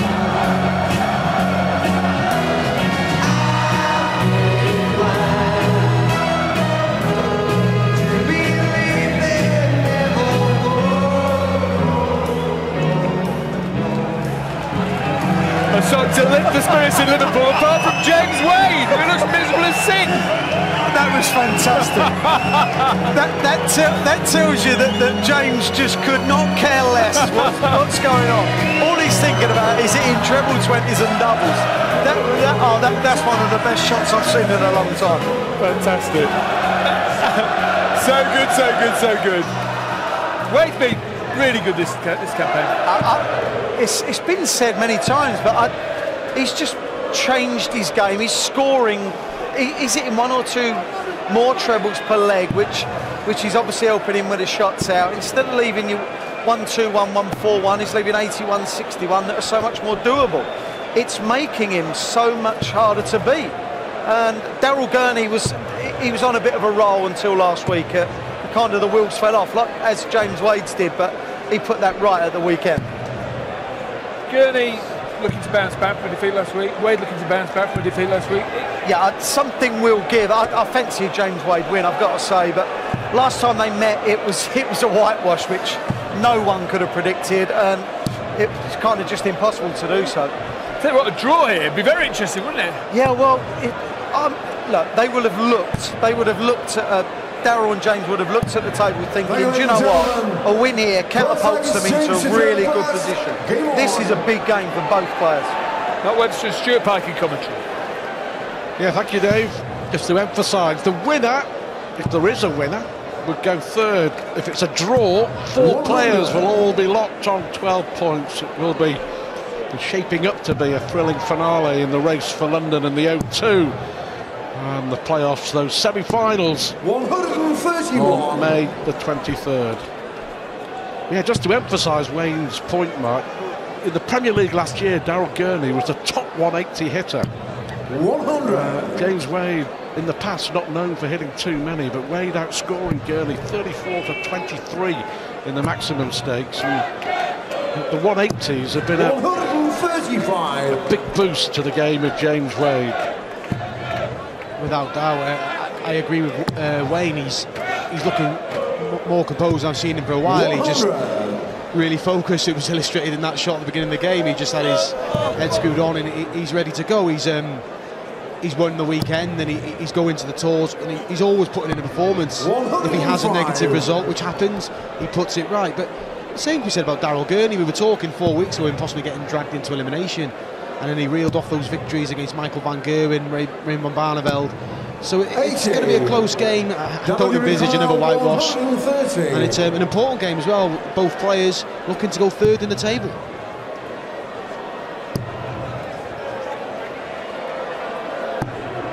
$65, James Ricard, 121. Well, I agree with you when you were at the top of the show talking with Dave Clark and Wayne Mardle. As Wade here looks at the ball, 96, 12 to 1 for James 65. Wade to win the Premier League. Look, very, very good odds. Particularly the way he's playing as well, and we talk about players managing their schedules. James is just keeping on playing. He's reaping the rewards. Yeah, he's suffered some defeats on the Pro Tour, that's what happens, but he's getting the wins. And I've said it on the beginning of the show earlier, I was on the receiving end of that the weekend. I drew him in the first round, and what he was good at is if he missed the treble with his first or second dart, he shifts right or shifts left, hits a treble in the 140 hitting and the finish, and that's his game. But he's just looking the real complete package at the minute. 60. It was a stunning result when they played in Aberdeen, wasn't it? You would have thought that Wade would have won 7-0. 97. And that's when people started talking in terms of possibly Daryl Gurney getting eliminated. But here he is, knowing a win, he goes third. 140. James Wade just looks composed, doesn't he? Yeah, definitely. But you go touch back to that previous result. You've got to credit Daryl Gurney for that. He's recomposed himself, won his first Euro Tour. Like we said, there was talks of him getting reeled into the elimination, but he didn't. And if he pushed him to the top 4, we talked about his campaign last year. He was very unlucky last year not to get in the top 4. Too many winning positions turned into draws, but he's come back a more experienced player, and it's going to be real tight come the race for finals night. Yeah, absolutely. Far too many draws cost him a playoff spot last year. This year he's drawn only 1. And that was a positive draw. I think he was 6-4, maybe 6-3 behind Peter Wright. So if you can gain a point, it's just when you concede those points, and it can be demoralising for the next week. But it was a real good campaign for Daryl last year, despite missing out in the top 4. And obviously James Wade was left out of the campaign last year, showed how headstrong he is to put in the performances to get himself back here, and both players have started well. 137. Case in fact there, just to make your point with James Wade, 1 stray dart, 2 big trebles. Consistency in his game has really changed in the last 5 or 6 months. 41.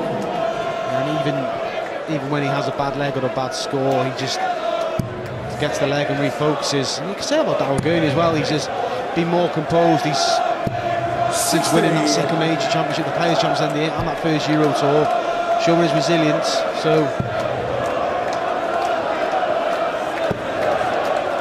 both players showing real quality. 43. Still to come, of course, the repeat of the Premier League final, the repeat of the World Championship final. The local boy, Michael Smith, just down the road in St Helens, takes on Michael van Gerwen. Must win. You feel for Smith if he wants to stay in contention for a playoff spot. 140. Michael van Gerwen will be looking to close the gap yet again on Rob Cross, who proudly sits 3 points clear at the top of the Premier League. Great campaign from Rob Cross. 60, James Gerwyn, 140. Wants to finish top of the table.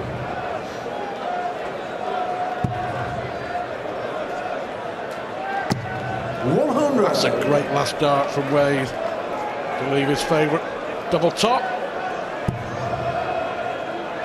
Looks like being 3 legs all one on throw. 100, James Gerwyn, 40.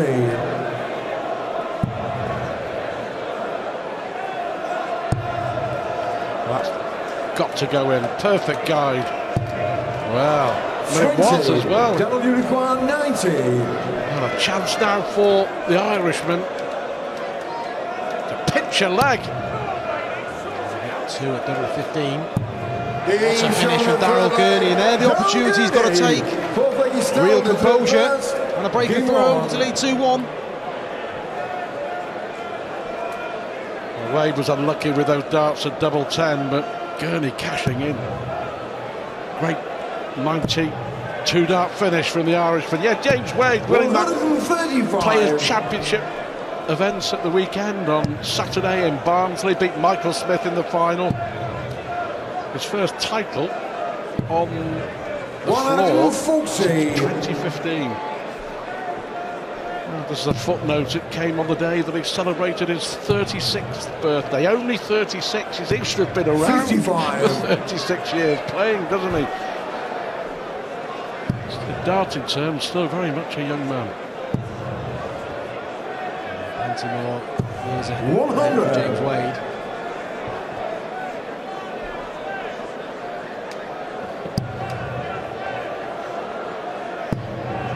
I was impressed with James when he played Dimitri Vandenberg in Rotterdam. He was just getting bombarded early doors, but he stayed in touch, got a draw out of the game. It was a real quality game, and but he didn't allow the game to run away from him, and that's his strength. He's scoring well now, and he's always going to finish.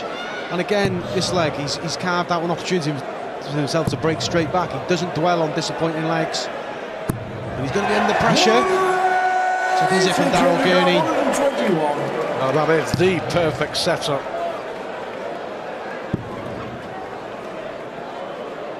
Just put the pressure on Wade. 180 to leave 36. For 3 legs on the spin.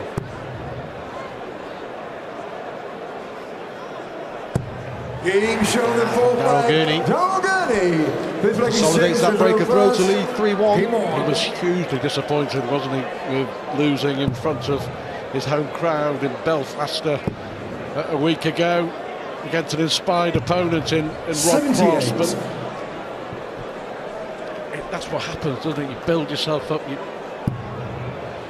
for such one of the biggest nights of his year. Just didn't perform.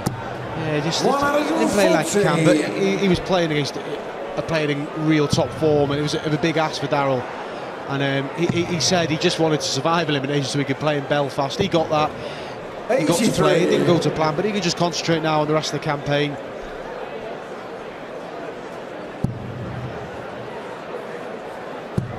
There's been plenty more big games to come. 100.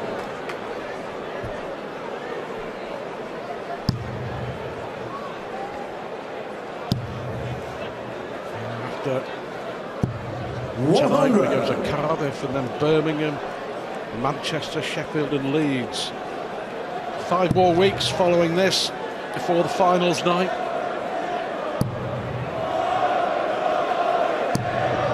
43. So competitive, so close. There could be 4 or 5 players competing for spots on our final week. 100. Still a chance for Gurney here, despite a couple of poor visits. Desperate for a treble. 58. Not done enough there, you feel, Stu. 148. It's a good line. Another one. So we'll just leave the tops. 100. W require 160. It's a blow to James Wade. This would be if Daryl could take this out for the second breaker throw. Just falling low. 60. The way he opened the door for Gurney in this leg has given him a lot of opportunities. Gurney hasn't taken them. Much needed for James Wade. Game on. In fact, he had to hold throw there. Long way back from 2 breaks of throw. Down. Good start from Daryl Gurney to this leg. Second maximum of the match.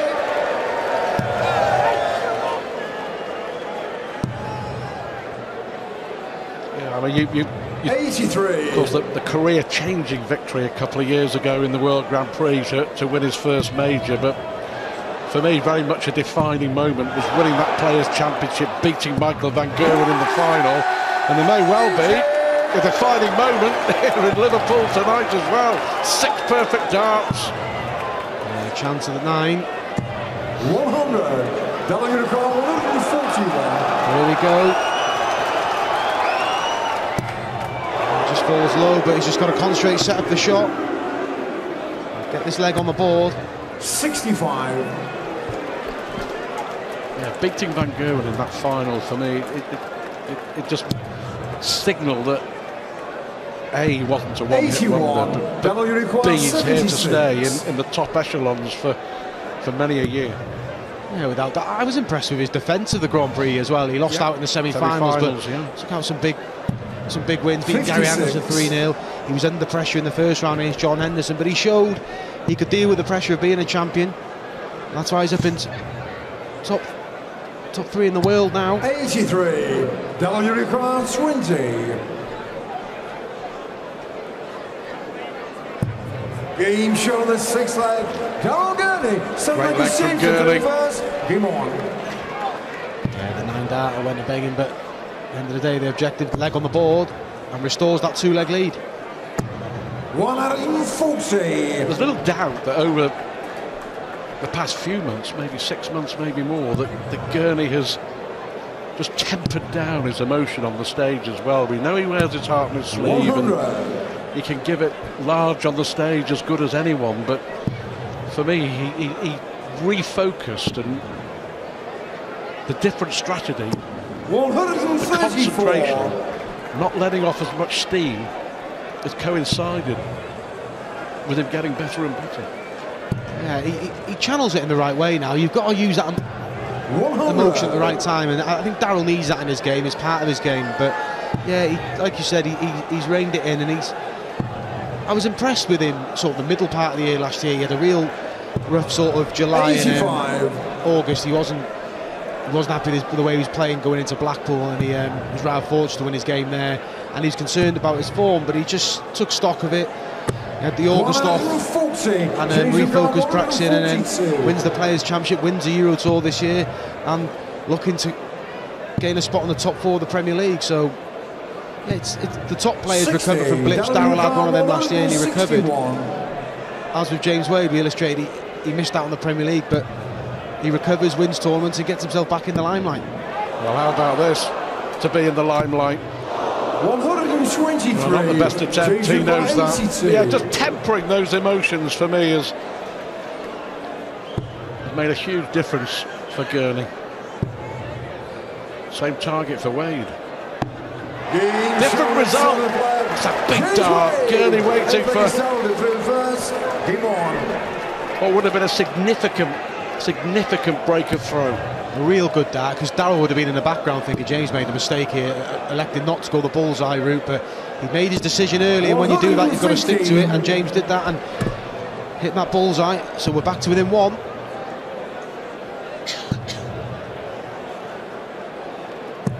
60. Averaging 100, Wade only 91. But Wade just has a way of staying around. 96. Stickability. When there's only one breaker throw in it, the averages mean nothing. James will carve out an opportunity, that's for sure. 100. So Daryl's just got to keep his foot on the gas. It's the perfect dart for the Irishman. Disappointed if he doesn't get a 140. There it is. Good visit from Daryl. Daryl elected not to play the Players' Championship last weekend, which is something I think he's needed to do. He's been one of those players that goes everywhere, plays all the time, and it can catch up with you. So he's managing his schedule now.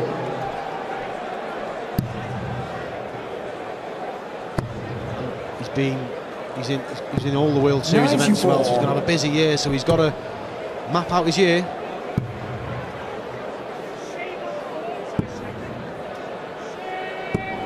42. Good old phrase of game management. Yeah, of course, and he's reaping the rewards of doing it. He's been really comfortable on throw again here. Game Good finish from Daryl Gurney. Daryl Gurney. Now for his James to throw first. Game 1. He's got some work to do. 58. And the other top left-hander in the world of darts, Mark Webster, back in action this weekend. Yeah, off to my second home Barnsley to play some more qualifiers and the Pro Tour. I need to hopefully get some positive results. It's been a bit of a struggle, but keep going, isn't it, Stu? You'll get there. 100. Let's hope so. Chance you feel for Gurney against the darts. He's taking it. He is taking it. Jump ball over that. Slip from James Wade. James Wade knowing he can't leave a finish off the 3-4-3 with a maximum. 100. Significantly, Gurney's hit 4 180s, but that's the first one on the way through. It was that 90 finish in leg 3, I think, Stu, that 91. Turned the game in Daryl's favour. James missing 3, uncharacteristically missing 3 at a double. Daryl takes out the 90 combination. He hasn't looked back since.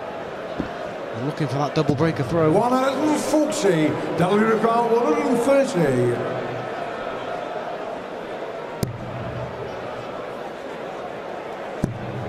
That's a great dart to leave the ball. 105. James record 103. That must get you, Phil. Yeah, and these are the finishes that James takes out on a regular basis, but not to be this time. So 79.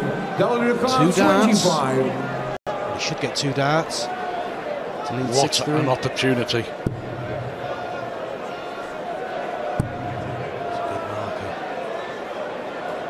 Massive dart.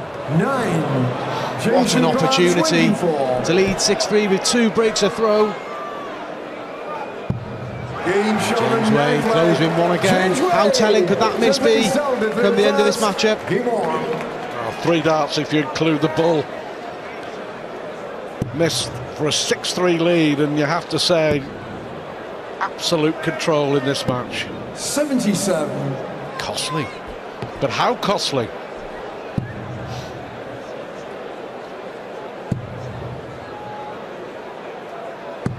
100. Nice dart from James.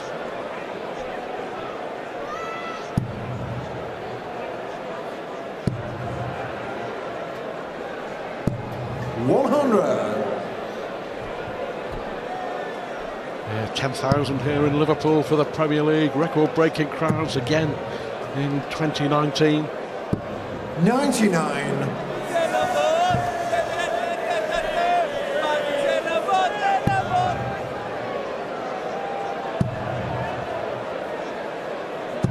60. Opportunity for James. Yeah. Those missed darts at double 8, maybe just weighing on his mind a little here, Daryl Gurney. 100. Just a tiny bit disappointed that first start. Left plenty of space in the treble, but he just couldn't add another one. He needs a 140. That's a good second dart. Good visit from Daryl Gurney. Exceptional, you have to say.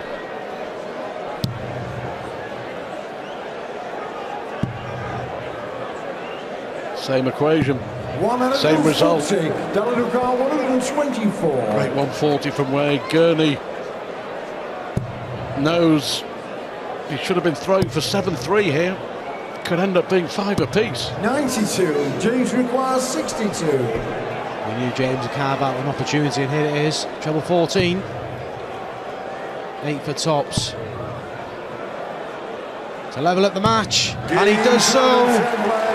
And how costly could those misses be for Daryl Gurney now as we see a level game? 5 legs all. James wading in once more. And Gurney just paying the price. We do say it so often, but it needs saying. It's typical Wade, it's what he does. He doesn't panic, does he, Stu? He knows he's going to carve open an opportunity. Yeah, he probably knows he's not playing as well as he can, averaging just below above 90, but he believes himself to carve open an opportunity. He'd done that. Yeah, he was reliant on a few misses from Daryl Gurney, but he took the opportunity when it came, and the pressure on Daryl Gurney now. 80.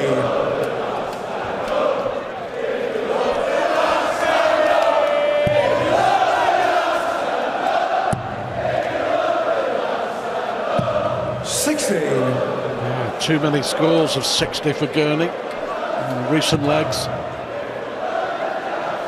I wonder if he's just pondering about that missed opportunity for 6-3. He's got to refocus. Get a start. 100. And even with 5 weeks to go, this is crucial, because the race you suspect for positions 3 and 4 is going to go all the way. I think it's a fair assumption, the way that things are going, that Rob Cross and Michael van Gerwen will be at the O2 60. James next month. 53. Could have the prospect of 6 players going for 2 spots. Yeah, it's going to be close. I expect Rob Cross and Michael van Gerwen to confirm their place in the next few weeks. 88. Rob Cross could feasibly be there now on 17 points, but keep chipping away once that top spot. Wade here with a chance to go ahead for the first time since the very first leg of this match. James requires 65. 3 legs on the spin. Right tops. And he hits it. And James leads. It's due for the first time since leg 1 of the match. And pressure on Daryl Gurney now.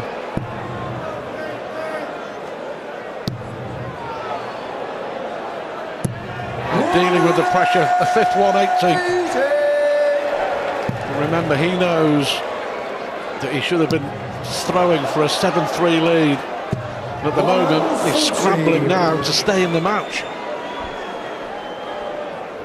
Daryl Gurney, twice a major winner, will have been under pressure previously in his career, so he'll know how to deal with it. 140. 2 visits, 181 after 6 darts. 100. Well, there we have it. Top 4 as we stand. A draw here, and Wade and Gurney will join Price and Suljovic on 12 points. A win for either player. And they will go into 3rd spot in the table. 26. But a good response this from Gurney. Yeah, real good leg. Disappointing. He surrendered the 12th leg. 9th leg to James, but that's real quality from Daryl Gurney. We were just starting to question whether he was thinking about those missed doubles, but quality leg. 2 more legs remaining. Well, that's A pretty good time to hit a first maximum. What a start from James Wade. He's thinking now, win this leg and pile the pressure on Daryl Gurney in the last leg.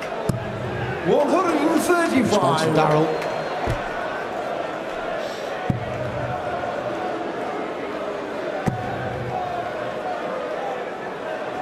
Wade 60. Recently hit a 9 darts as well, hasn't he, on the European tour?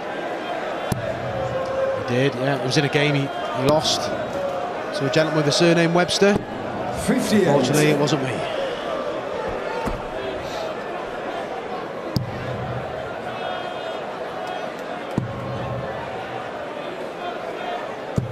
And 100 is the average of Daryl Gurney, 91 is the average of James Wade. But all that matters is that scoreline of 6 apiece. This match going the distance. 98. James Ricard 161. Wade with 6 darts to secure at least a point. Set up the shot. He may go 25. He has done. 130. Sensible route from James. He comes down for 19. Can get tricky, the 62 combination. He knows there's no guarantee of it. 2 darts at a double. But he's under pressure now. James require 31. Terrific. 11 for double 10 then.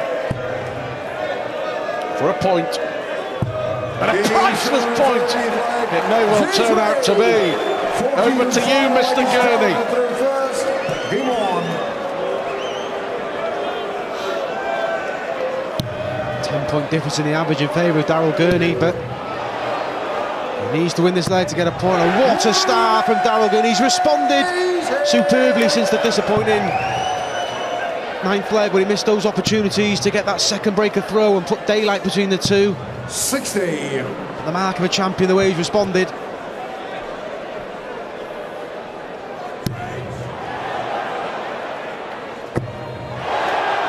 Go on, Gurney. 140. Look at deflection with the last, but quality from Daryl Gurney in this leg. Yeah, all about winning the leg. It's a priceless point thus far for James Wade. Be a massive, massive point as well for Daryl Gurney. Goes again. What a leg for Daryl Gurney when he's throwing to save the match. 9 darts thrown, 16 left. Oh, absolutely magnificent. 41. Daryl requires 16. Really good finale to this game. And a 10-darter to round it all off from Daryl Gurney. You can't say that he did not deserve a point. Brilliant, brilliant from Gurney to hit back. It's a point apiece, and it could not be tighter in our Premier League in 2019. Incredibly, with Cross and Van Gerwen top and second, we now have 4 players locked on 12 points, confirming, wow, how close it. And Peter Wright and Michael Smith still in the mix. Wade, Price, Suljovic and Gurney all on 12 points. And still to come, Michael Van Gerwen against Michael Smith to round off what's been a terrific night here in Liverpool. But it could not be closer.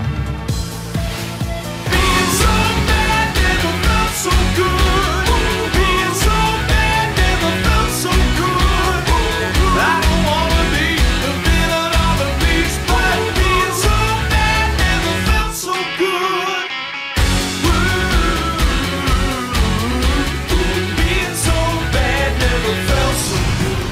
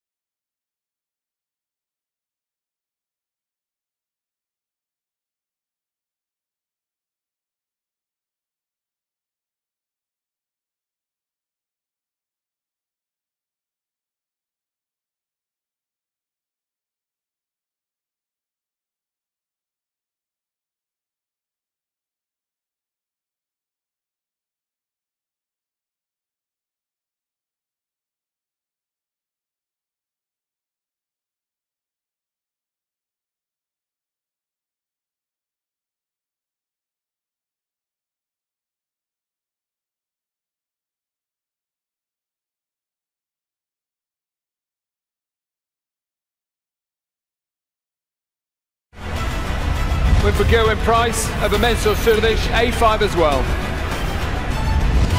Good battle that one. James Wade 7, Daryl Gurney 7. And rounding off the night was Premier League final last year, Michael Smith against mighty Michael van Gerwen. James Wade 3-1 down, 4-2 down. Gurney producing the fireworks early on. But Wade kept his cool, battled back. Good finishing. 104 average from Gurney, only 90 from Wade. But he's celebrating. He's probably looked at the table and seen how tight it is. 4 players locked on 12 points. Amazing, Wade. Yeah, that really is. And look, that helps Michael Smith and Peter Wright because no one's getting away from them. If Michael Smith can get something out of this game with Van Gerwen coming up, then it's not done and dusted for him. There's no daylight between anyone now, and really big game for Michael Smith coming up. He'll only be 2 points off of a playoff spot with a win.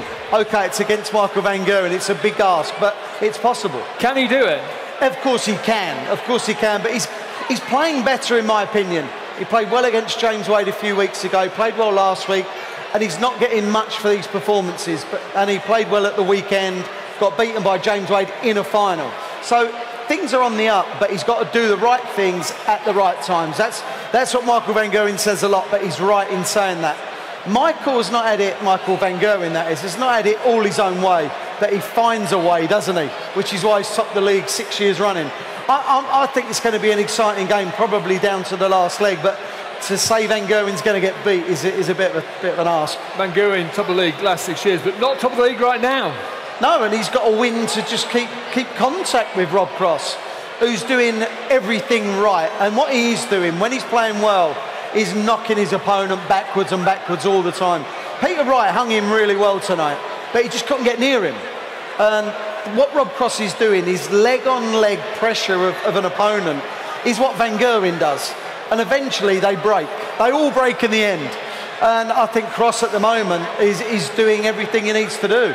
And if he doesn't lose to Van Gerwen and just keeps winning, he will top the league. It's exciting. The Bully Boy against Mighty Mike next in Liverpool.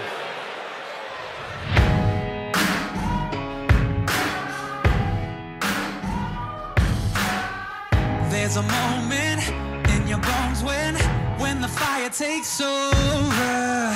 Blood is running, heart is pumping as the battle gets closer. They can say what they want now, 'cause we'll be screaming out, we can be heroes everywhere we go. We can have all that we ever want. Swinging like Ali, rocking out bodies, standing on top like a champion. Keep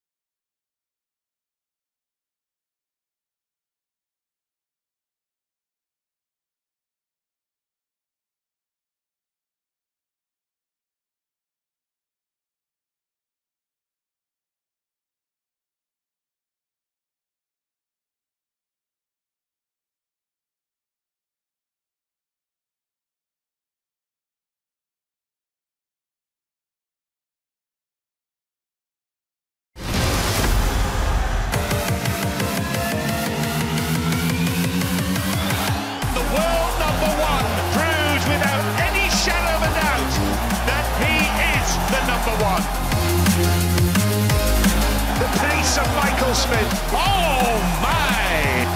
Amazing! Take a bow, young man. Michael van Gerwen is in beast mode. You better believe it, Michael Smith. He's hit the ball. Bully boy!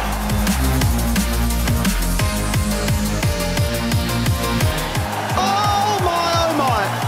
Michael Smith has got the bottle. Thank you, ladies and gentlemen. Welcome back to the action. This is the Unibet Premier League coming to you from the magnificent city of Liverpool,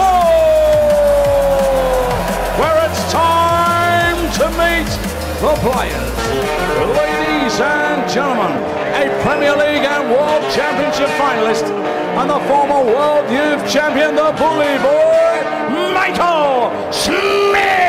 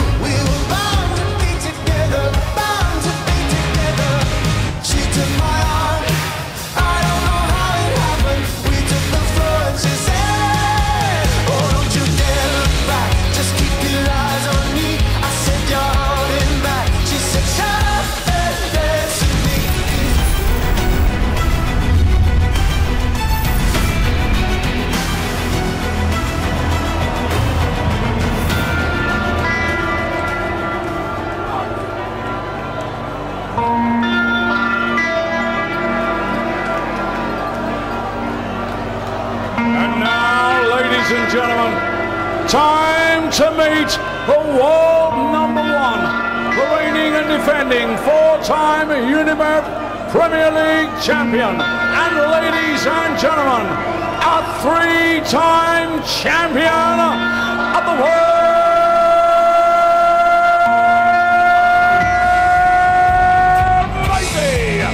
Michael van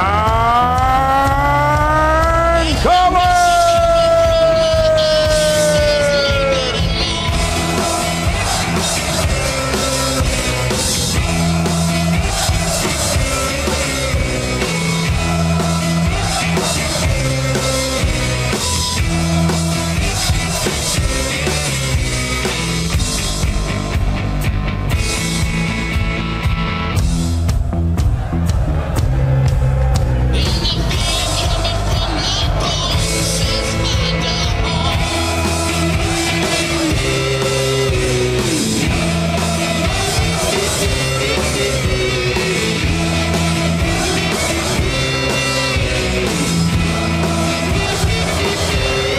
Merseyside against Mighty Mike.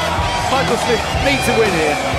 Yeah, he's under immense pressure, isn't he, Dave? We touched on it. He's at a point now where he's probably got to win. Well, he can afford one more defeat, but he's just got to make the push now. He needs to win tonight and put himself closer to the pack, because he threatens to get cut adrift tonight. He's only 28. He's had a great career so far, but he could produce more, couldn't he? Without doubt. I mean, he sets his own high standards. He'll be disappointed. Yes, he got to the Premier League final and the World final, but he'll wants to kick on. He won't be happy with the way this Premier League campaign's gone so far, but he's still got a chance, albeit a slim chance. He's got to keep winning and winning and hope the slips come from other players. It was a good game in Newcastle. Van Gerwen won 7-5. Could it be equally as tight tonight? I think so. Michael Smith could count himself rather unfortunate in that game. He was throwing for the draw, he put in a pretty steady leg, one slip, Michael went out with 11 darts, so he couldn't really criticise himself too much, but ultimately he lost the game, and he hasn't found the consistency after that game to push for the top four, so hopefully he can now. What a start. Perfect start, way more than Rog does. Thanks, Dave. Yes, Michael Smith badly needs to find some fizz, and that was a champagne start from the Bully Boy. In a match where maximums may well be plentiful. As Dave and Mark was saying, Van Gerwen won when they met in Newcastle 7-5. He averaged 105. He's not bettered that average in any subsequent match in the Premier League. But He likes to play Michael Smith, doesn't he, Wayne? He likes the tempo. Remember in Aberdeen a couple of years back, the 1-2-3.4. 88. He's produced many magical performances against the bully boy, hasn't he? So this should be a match to savour. 140. Yeah, Michael van Gerwen has won 8 of the last 9 against Michael Smith. Michael will be aware of that. 90. But after starting maximum, it's Van Gerwen who's first to a double for just a little 11 darter. That to throw first. So you start a dart match. The pace of this will suit both. 136. He also had an absolute Brahma of a match in the Grand Slam of Darts in Wolverhampton. This is the kind of stuff they were throwing in that match, in point of fact. And Michael Smith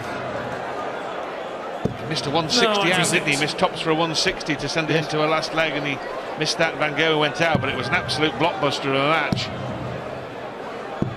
60. Yeah, Michael van Gerwen beat Smith in the final of the Worlds. The already been mentioned final of the Premier League. Smith is a big-time player, and you just feel that there's much more to come from him. He hasn't won a big one yet, but surely he will. Bullseye! 94. There's not much that Michael Smith could do more in this leg. He's hit 2 maximums, so he's struggled to hit 3 in a leg. He wants double 12, he wants double 6. And that might well be the difference. He could have had an 11 dart leg to counter Van Gerwen's 11 darts, he misses 2 at double, and double 14. 22. Wow. 12. Single 14, that last dart. Well, 6. The dart at double 12 in the previous visit lacked composure. Those 3 lack composure. Smith, whilst he scored really well with the 3 180s, he is not settled on the outer ring. Missed 5 from 5. They were poor, they really were.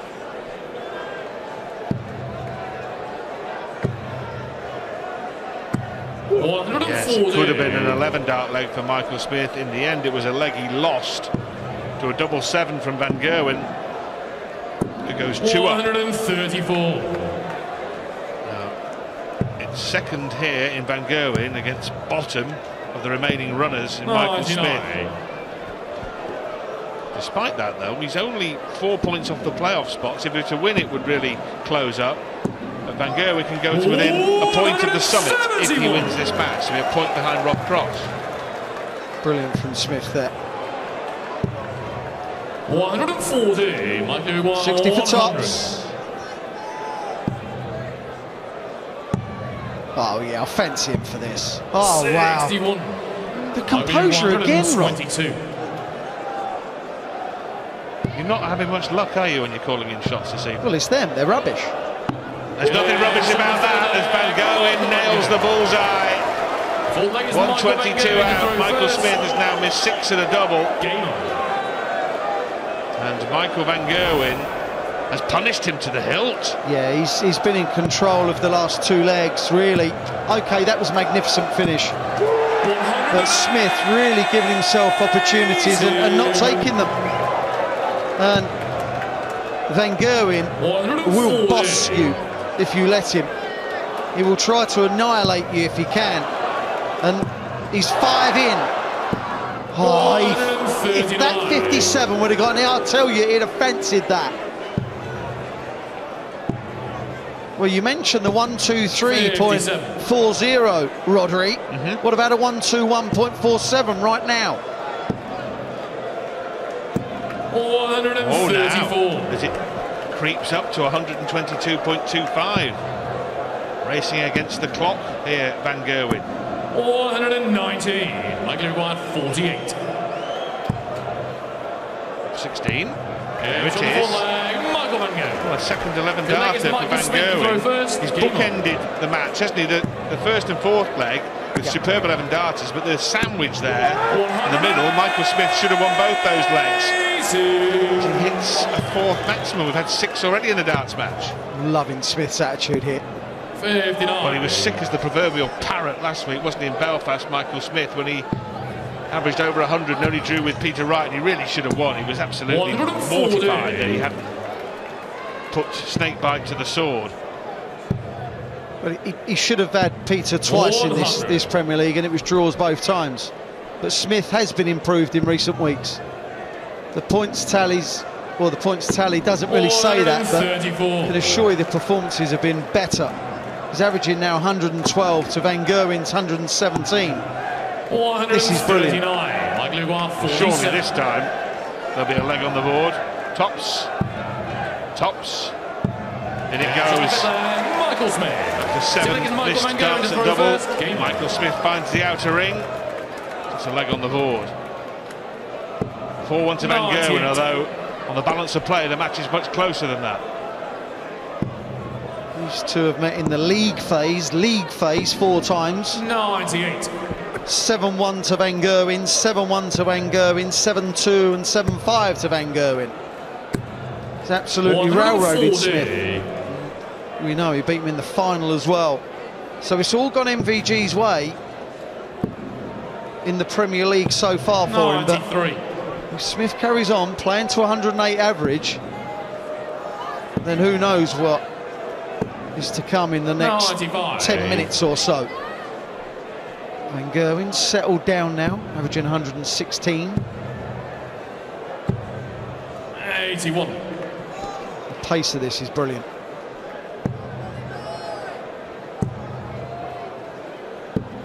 $54.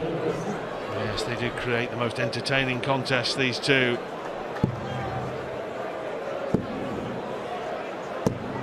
$69. 2 loose darts keep him 14 at arm's length as far as Van Gerwen's concerned. Well, he's going to get a poke at the 160 that we mentioned earlier that he narrowly missed in the Grand Slam against Van Gerwen.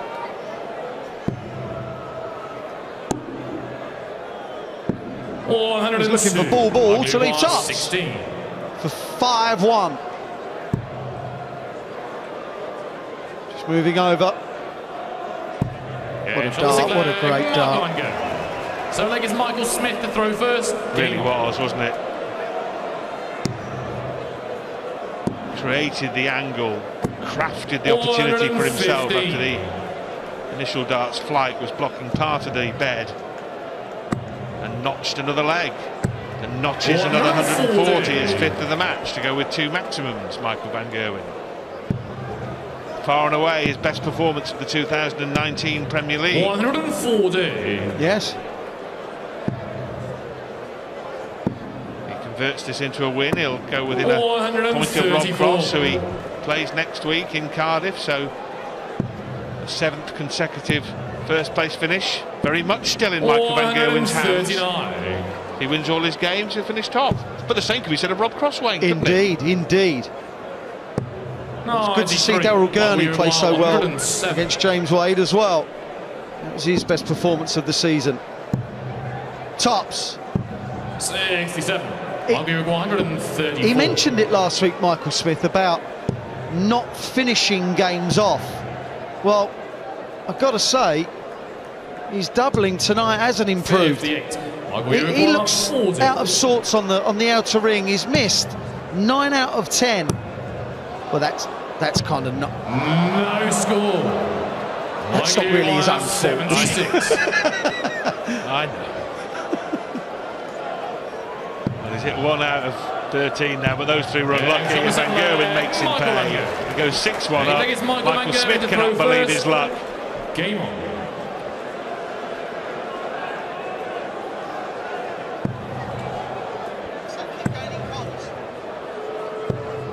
.98. 6-1 to Van Gerwen here.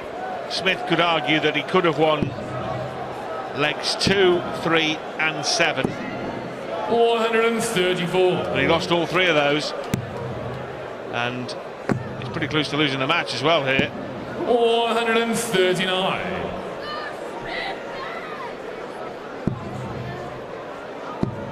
Van Gerwen has just shown 180. all of them that when he's on, he's more or less untouchable. 136. Smith doubling has been absolutely woeful and he's still averaging 106. That's how good his scoring's been. 134. Michael 128. The treble hitting in this match, it's been astonishing. Well, here's another 88. chance for Michael Smith. Another 2 darts incoming at double top. Finds the target in the end. And that is Michael Smith. The slightest smile crept across Michael Smith's lips there, because he knows that if he'd finished anything like in previous legs, it wouldn't be 6-2. It would be a lot closer. 96. That was a break and throw, by the way. Yeah. Both players got such easy rhythms. Simple grips, just bring the arm back, relax, throw. 140. Like I said, the scoring phase for both, amazing. 100. Pace is just so watchable. Van Gerwen last year topped the table, Smith was second. Smith now 95. trying to just keep in touch.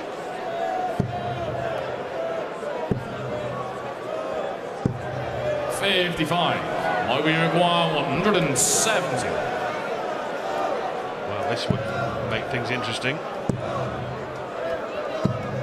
100. Well, even that leaves a 2-dart combination after a dozen darts.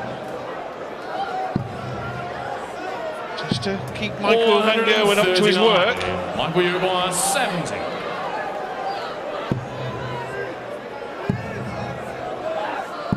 Oh, that is accuracy. Michael Van Gerwen to because throw first. I can assure you that he had to go for, and he did go for, middle to left-hand side of that tops, because the right-hand side was covered. Didn't want to move over, didn't want to ruin his rhythm, just carried on. 96. For a man that's been missing doubles, leg in, leg out, that was a quality error. 95.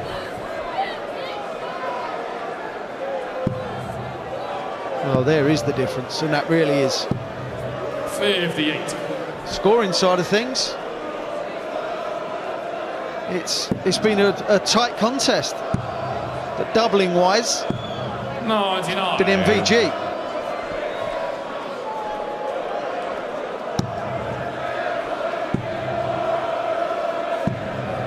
'81.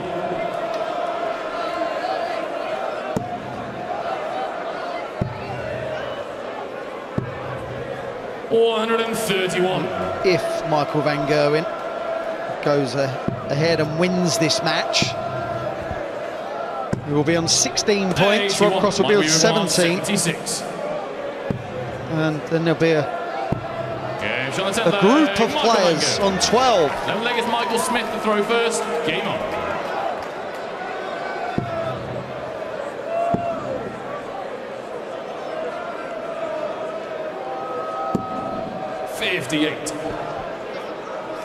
Well, Smith got back to 6-3 and then needed a big push on the Van Gerwen throw. That didn't materialise. It's 7-3, and now the air looks like it's gone out of the Bully Boys balloon, doesn't it? Yeah, the last leg and a bit have been poor for him. It's looking so likely.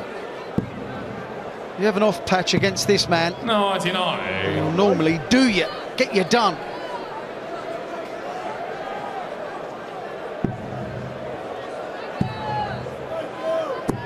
$140.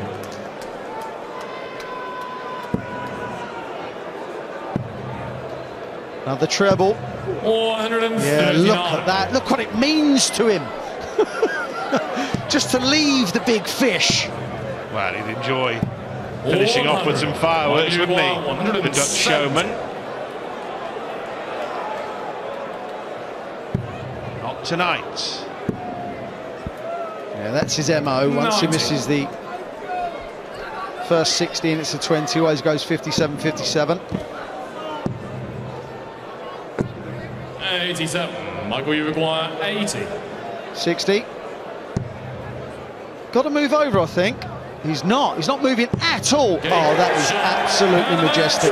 That really is. Michael van Gerwen beats Michael Smith by 8 legs to 3 and averages 109.11. What a performance from the world champ.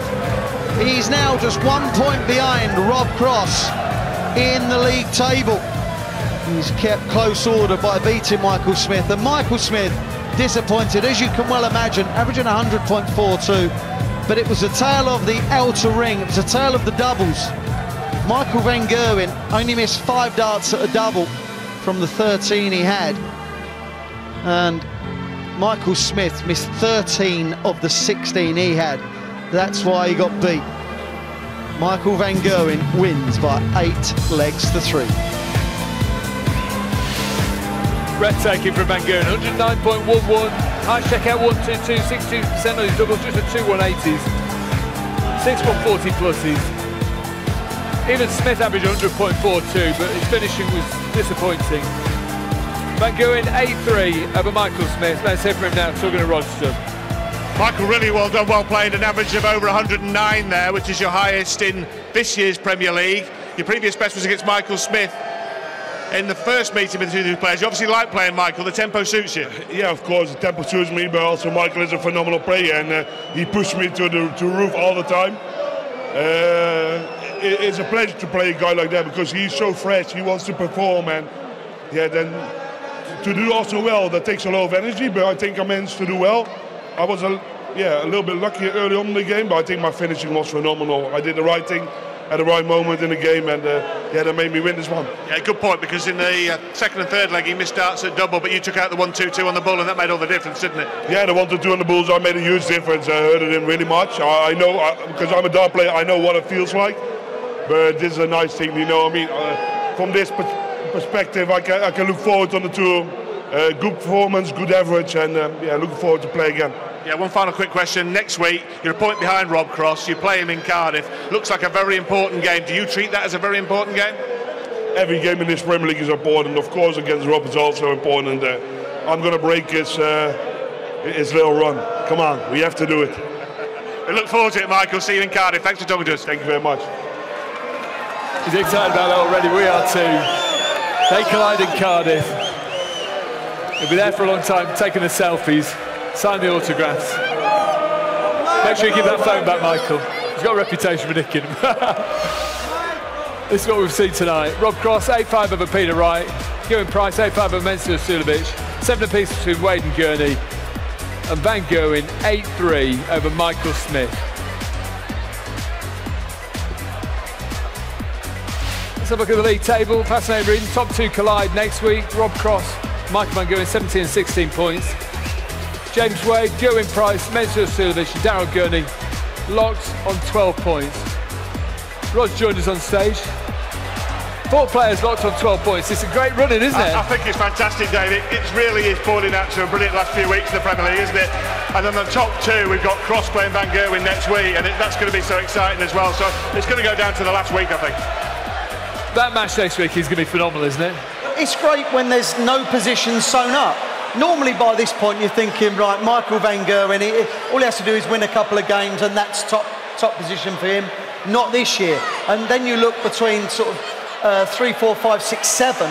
There's like, hold on, everything is up for grabs, and that is what we want. They're all nicking points off each other, but that performance from Van Gerwen, that was special. He got the opportunities through Smith's poor play on the outer ring. But my God, when he had them chances, that was superb. 109 average is some going, isn't it? It could have been much more than that. Yeah, and that was his best of the Premier League season so far, Dave. So I think he knew it was important tonight, and I think he could play even better next week against Rob Cross. And we know Rob is at the top of his game as well, so I'm really looking forward to that match. It's the best 2 players in the world going head to head. Rob Cross will be up for it. He didn't play brilliant last time they met. Will he put a performance this time? Well, it was quite an odd one last time they met, because Rob was probably playing slightly better than Michael. And then he just had a real poor performance. Played great since, but Michael does seem to have his number right now. But the way Rob Cross is playing, anything could happen in that game. We've seen Michael van Gerwen be off form in this Premier League, but against Rob Cross, Michael's down there. He's going, Rob's got no chance. Rob's got no chance. Look, we're expecting a brilliant game, and I think we will get it. Cheers, boys. Plenty more sport to look forward to on Sky. Friday night football features Leicester City versus Newcastle from 7 p.m. On Saturday, Tottenham Huddersfield from 11:30. Super Sunday double bill, Crystal Palace Man City from 1 p.m. Super Sunday continues with Liverpool versus Chelsea, massive game from 4 p.m. And Monday night football is Watford versus Arsenal, 7 p.m. on the Sky Sports Premier League channel. Chinese Grand Prix weekend, Friday gets underway with practice from 2:45 a.m. Qualifying from 6 a.m. Saturday, and Sunday the race itself from 5:30 a.m. on the Sky Sports Formula 1 channel. And the Darts is back next Thursday, Cardiff Night 12, 2019 Premier League continues, 7 p.m. on Sky Sports Action. Thanks Wayne, thanks Rob, thanks Liverpool. It's been a really good night. The top two collide next week in Cardiff. Join us if you can. Good night. Hang on, David, just want to leave on a slightly different note because today, Clarkie, has been your day. Good evening, Newcastle! Welcome to Ireland. Good evening, Dublin. Two men with 21 World Championship titles between them taking centre stage tonight. It's Barney against Taylor for what could be the last time live on television. Hello, Holland. Good evening, Rotterdam. The Orange Army are here in force. A sea of orange everywhere you look. The most passionate fans anywhere in the world, that's for sure. Hi there, welcome to Frankfurt. There's been plenty of intrigue and upset in this World Cup so far. How many twists and turns will happen tonight?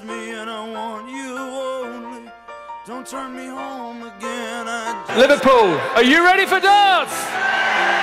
Let's play.